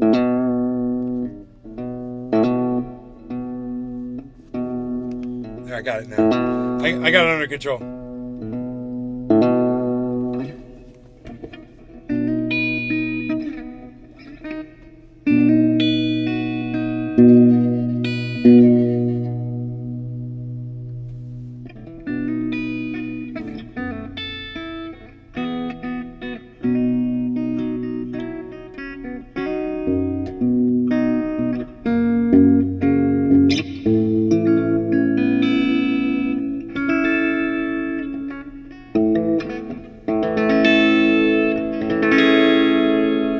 That's it right there.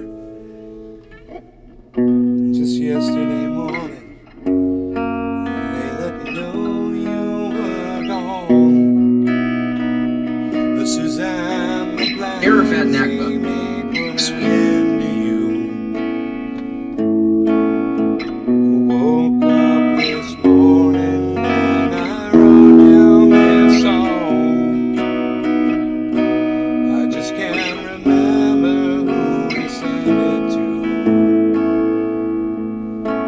And oh, I've seen fire and I've seen rain.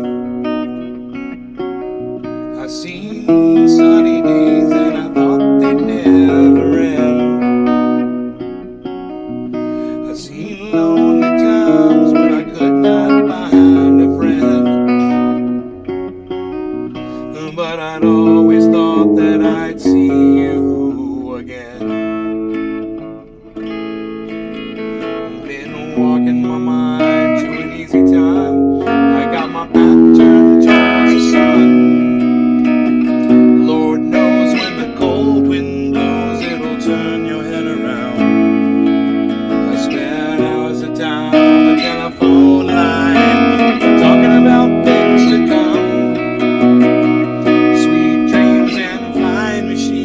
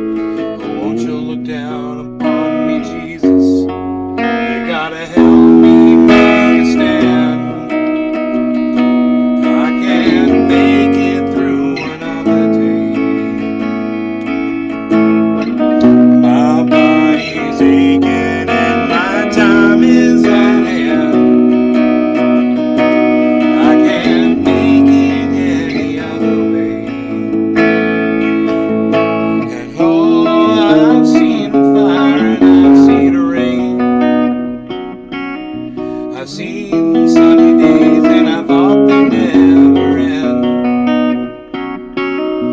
I've seen lonely times when I couldn't find a friend. But I'd always thought that I'd see you, baby, one more time again. I thought I'd see you one more time again. There's just a few things coming my way this time around now. Thought I'd see you, thought I'd see you.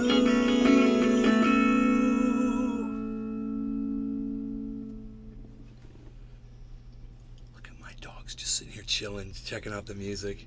He's like, play my song, bro. Play my Arafat song, bro. Nakba. Beyond amazing, I'm Verklempt, talk amongst yourselves. He's all like, play my song, bro. When you wake up in the morning. Oh, I fucked it all up. When you wake up in the morning. He loves this song. Hear the church bell ring. And then they march you to the table. See the same old thing. There ain't no food up on the table. There ain't no pork up in the pan. Oh, you better not complain there, boy. You get in trouble with the man. Let the midnight special shine a light on me. Let the midnight special shine a light on me. Let the midnight special shine a light on me. Let the midnight special shine a light on me. They ought to come this rosy, piece of paper in a hand. Rose come to see the governor. She wanna be a man. Umbrella on the shoulder, piece of paper in a hand. Wait, did I just say that? I got the lyrics wrong. Sorry, buddy. I got the lyrics wrong, man. I ruined your song. I ruined your song. You like that one, though, don't you? You really like that song. Yes, you do. You really like that song.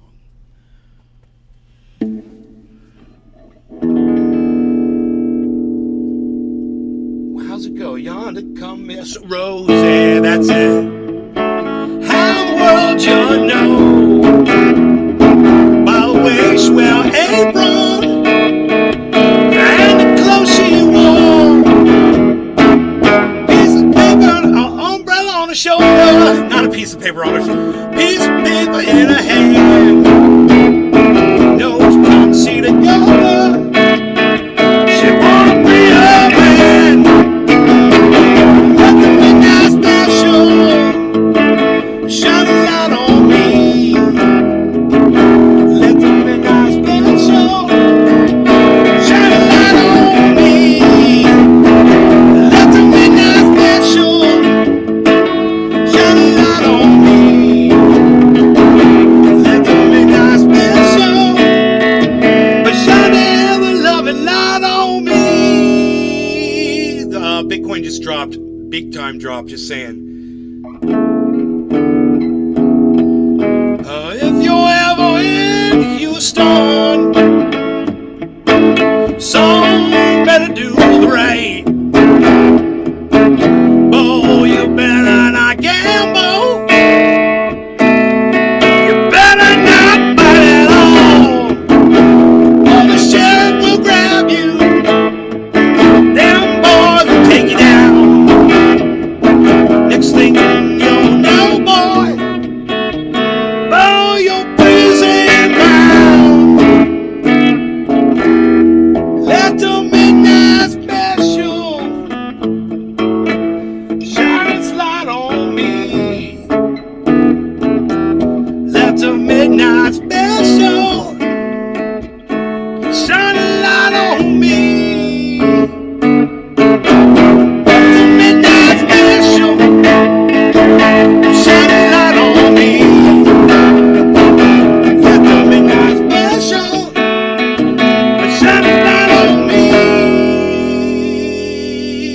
we saw that too, Mitch McConnell. We saw that. We talked about it on the show already.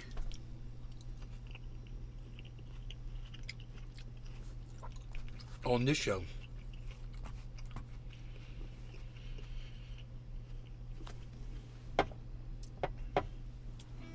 I put up a tweet about Mitch McConnell.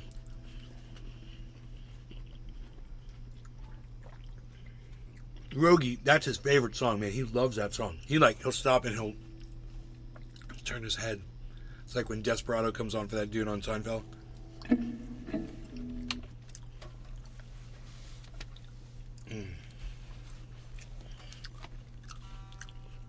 That dude's like, Elaine, shh. Desperado, why don't you come to your senses and start putting up fences? And the guy's like, he's all like, Elaine. And she's like, I don't know, every time the song comes on, the dude's like, oh.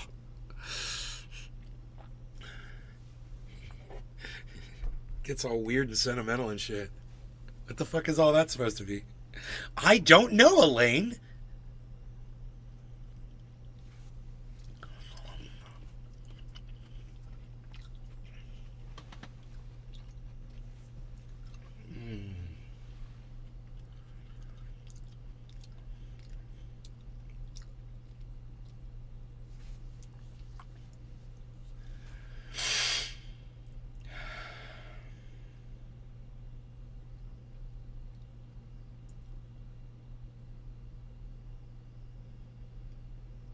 So it check marked upwards. That's good. It's got to bounce back up to 27 though, and it's not looking good right now. It's a big move. Big move down. Very visible.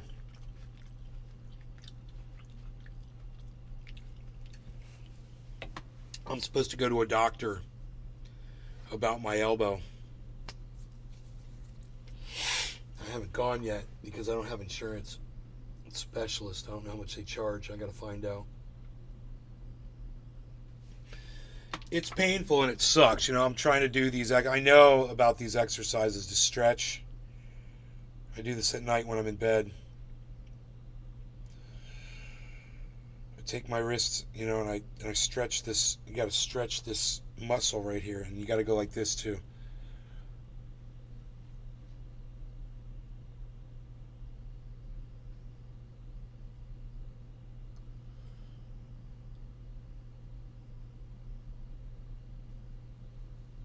And you're supposed to hold that for like 10 seconds.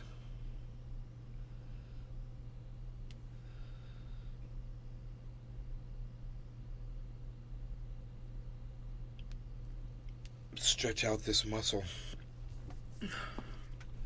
And then I've got this triage oil here. Bonus.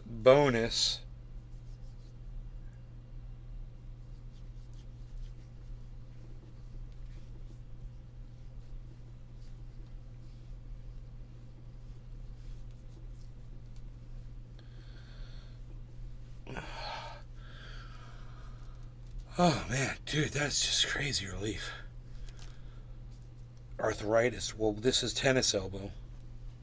Oh man, I can feel where it's still sore up in there though. What's up, Beazle? Have I taken you outside yet today? I can't remember. I better take my dog out for a walk. Because I don't remember. What time is it? Almost noon. He's chill. You want to go outside, Bees? It's Josh G is here. Bad Blue Draws is here. At least he was here at top of the hour. That was... What? Top of the hour, bro? 51 minutes ago. Who's still here? Anybody? Hashtag keep it open from Arafat Nakba. I got one hashtag keep it open going. Hey, 5 and 15 quarter 2, 2 and 15 quarter 10. Hey, gotta keep it open. 5 and 15, keep it open 2. And then it's Josh G and pins it up to 2, 2 and 15 quarter 2, 2, 15 quarter 5, 5, 15 quarter 2, 2, 15 quarter 5, 5. And 2 hashtag keep it opens. 3 and 15 quarter 2. How many more hashtag keep it opens can we get? 3 and 15 quarter 2, 2, 15 quarter 5, 5, 15 quarter 2, 2, 15 quarter 5. Looking for keep it open 2 and a keep it open 5 and a 15 quarter 2, 2 and a 15 quarter keep it open 2 and a 15 quarter keep it open 2 and a 15 2 and a 15 quarter keep it open 2 and a 15 quarter 5, 15 quarter 2 and a keep it open 5 and a keep it open 5, 2 and a 15 quarter 2, 2 and a chat quit. We're here. Bonsai House 2 and a 15 quarter 2, 2 15 quarter 10 and 15 5 and a keep it open 2, 2 50 keep it open 5 and a 15 quarter 2, 2 and a keep it open 5 and a 15 quarter 2, 2 keep it open 2. Keep it open 5 and a 15 quarter 2. Keep it open 5 and a 15 quarter 2 and then keep it open 5 and a 15 quarter 10, 15 quarter 10, 15 quarter 2, 2 15 quarter 5 and a keep it open 2, 2 15 quarter 10 and 15 quarter 2. Can't get more than 2. That's all we can do, folks. 2 hashtag keep it opens.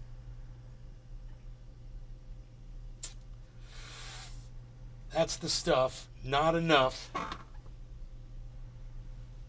Gonna take my dog outside so he can say rough. What? Oh, boom. All right, y'all. Love y'all. Thanks. Take care. Remember, hashtag keep it opens would have kept the show going, guys. I really would have. I've got... Oh, Hoot and Howl is now coming in with that keep it open. Look at this. Johnny come lately with... Look at this. We've got 3.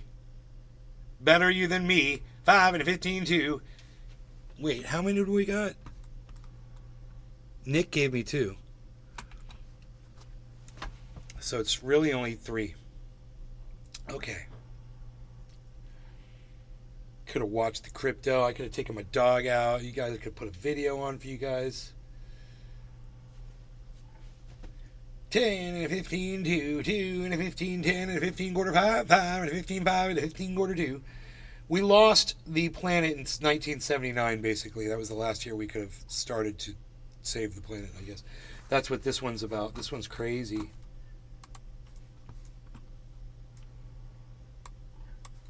Two and a 10 and a 10 and a 15 2, 2 and a 15 quarter 5, moustache-twirling villain. 5 and 15 quarter 2. Are deeply embedded in modern society, with myriad individuals making small choices that all got us to where we are today. But if you demanded a villain, someone to point to when explaining why we are facing a perilously warming planet, then at least according to some people, your man is John Sununu.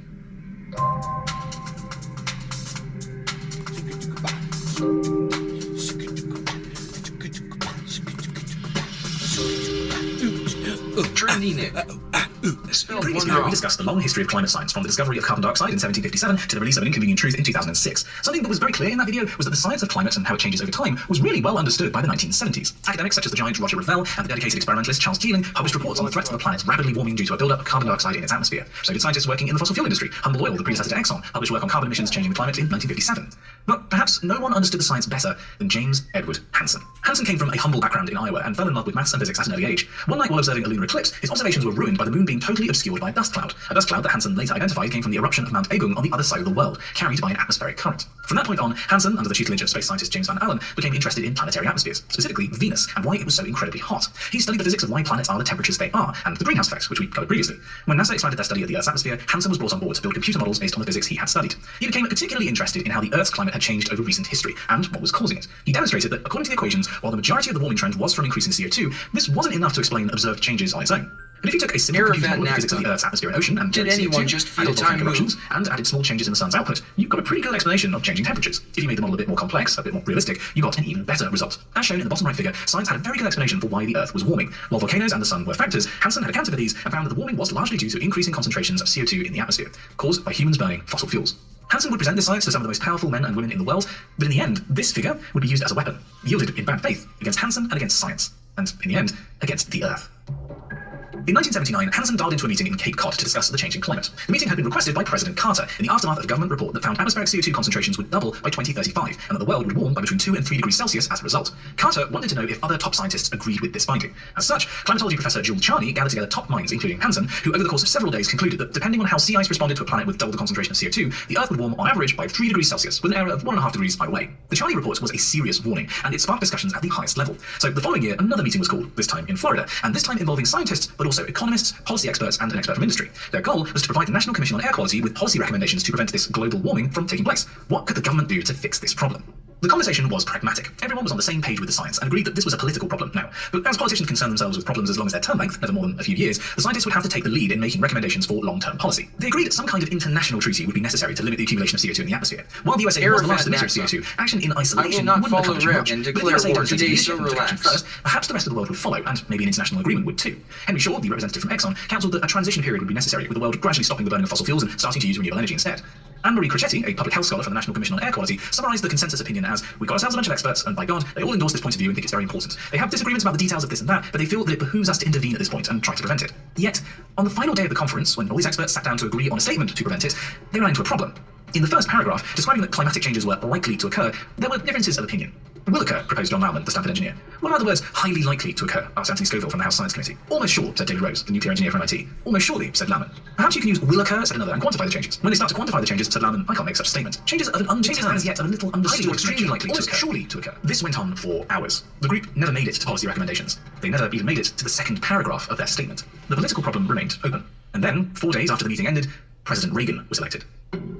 I mentioned in the previous video that the Reagan years were tumultuous for the study of climate change. To say that the Reagan administration was not a fan of environmental research and regulation was putting it mildly. When Reagan entered the White House, the Environmental Protection Agency, or EPA, had its staff numbers cut in half. When the Council on Environmental Quality published a report warning that fossil fuel use could permanently and disastrously alter the Earth's atmosphere, Reagan declined to act on the advice. Instead, he considered eliminating the Council. Plans were floated to close the Energy Department, increase coal production, and deregulate surface coal mining instead. The Reagan White House was not interested in human impacts on the climate. It simply didn't factor into their political calculations. But the US Congress was getting an education on how humans were changing the planet, courtesy of James Hansen and Representative Al Gore. We met Gore previously while he studied at Harvard under Roger Revelle. After winning his third term as congressman for Tennessee, Gore was made chairman of an oversight committee within the Science Committee, a position regarded as a backwater within a backwater, but one he was determined to use to raise awareness of scientific and environmental issues. As such, he invited Roger Revelle to testify before Congress in 1980 on the seriousness of man-made climate change. But he made little impact. Congress just wasn't interested in what they considered a hypothetical. So, at Gore's invitation, Hansen testified in 1982, describing his work identifying a warming signal in the temperature record. Hansen and the other experts testifying that day, including Melvin Calvin, who won a Nobel Prize for his work on the carbon cycle, agreed there was more than enough evidence to merit action on carbon emissions, changing the national model of energy production away from fossil fuels. Some of the few congressmen present agreed.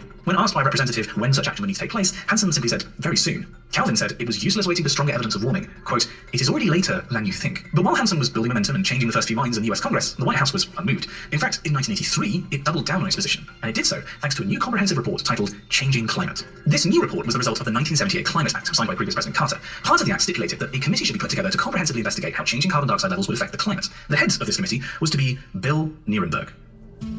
Nierenberg was a nuclear physicist who had spent part of his PhD working on Manhattan Project. After that, he'd become an esteemed professor of physics at UC Berkeley and expanded his interest to include research on national defense and the natural environment. In 1965, when Revelle retired as the head of the Scripps Oceanographic Institute, he was asked to take on the role and threw himself into the science. He even intervened personally when research funding for Keelin's carbon dioxide monitoring project was threatened. Nierenberg was dedicated to the science and a natural choice to chair such a report. He pulled together a superstar team of scientists and economists, including William Nordhaus of Yale and Thomas Schelling of Harvard. They spent 5 years investigating the issue and in 1983 published their conclusions. The scientific content of the report concurred with the Charney report a few years earlier. CO2 doubling was likely to happen in the mid-21st century, and this would warm the planet by between 1.5 and 4.5 degrees Celsius. But potentially 3 times that much over the polar regions. This would affect weather, agriculture, and ecosystems all over the world. This was a problem, the scientists said, and we shouldn't simply wait and see what happens. As such, the synthesis of the report recommended the situation was one of concern, but not of panic, and no immediate action was necessary. Wait, what?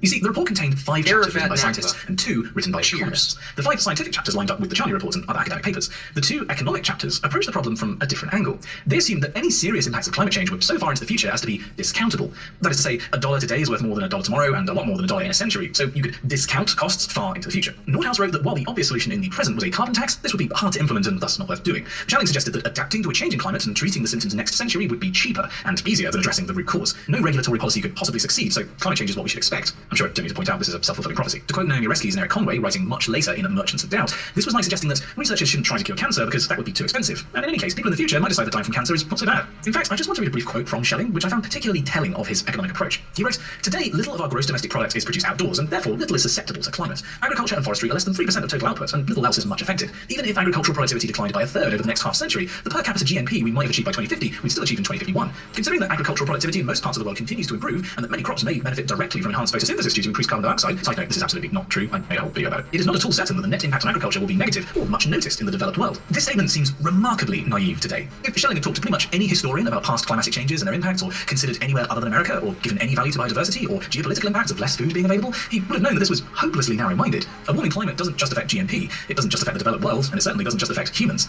And you'd think these points would be reflected in the summary, or that Nierenberg's background as a scientist would make him give more weight to the 5 scientific chapters in his conclusions. Yet, his summary of the report, the only part that was actually read and disseminated in the press sided heavily with the economists. It did not deny the situation, the facts existed, but questioned the interpretation of those facts as a... Hope you guys enjoyed that. I took my dog out for a walk. So I didn't get enough hashtag keep it opens. I'm sorry, guys. I would have loved more. You guys take care, and I will see you this afternoon. Sometime early evening, probably. All right. Take care, everybody. Bye.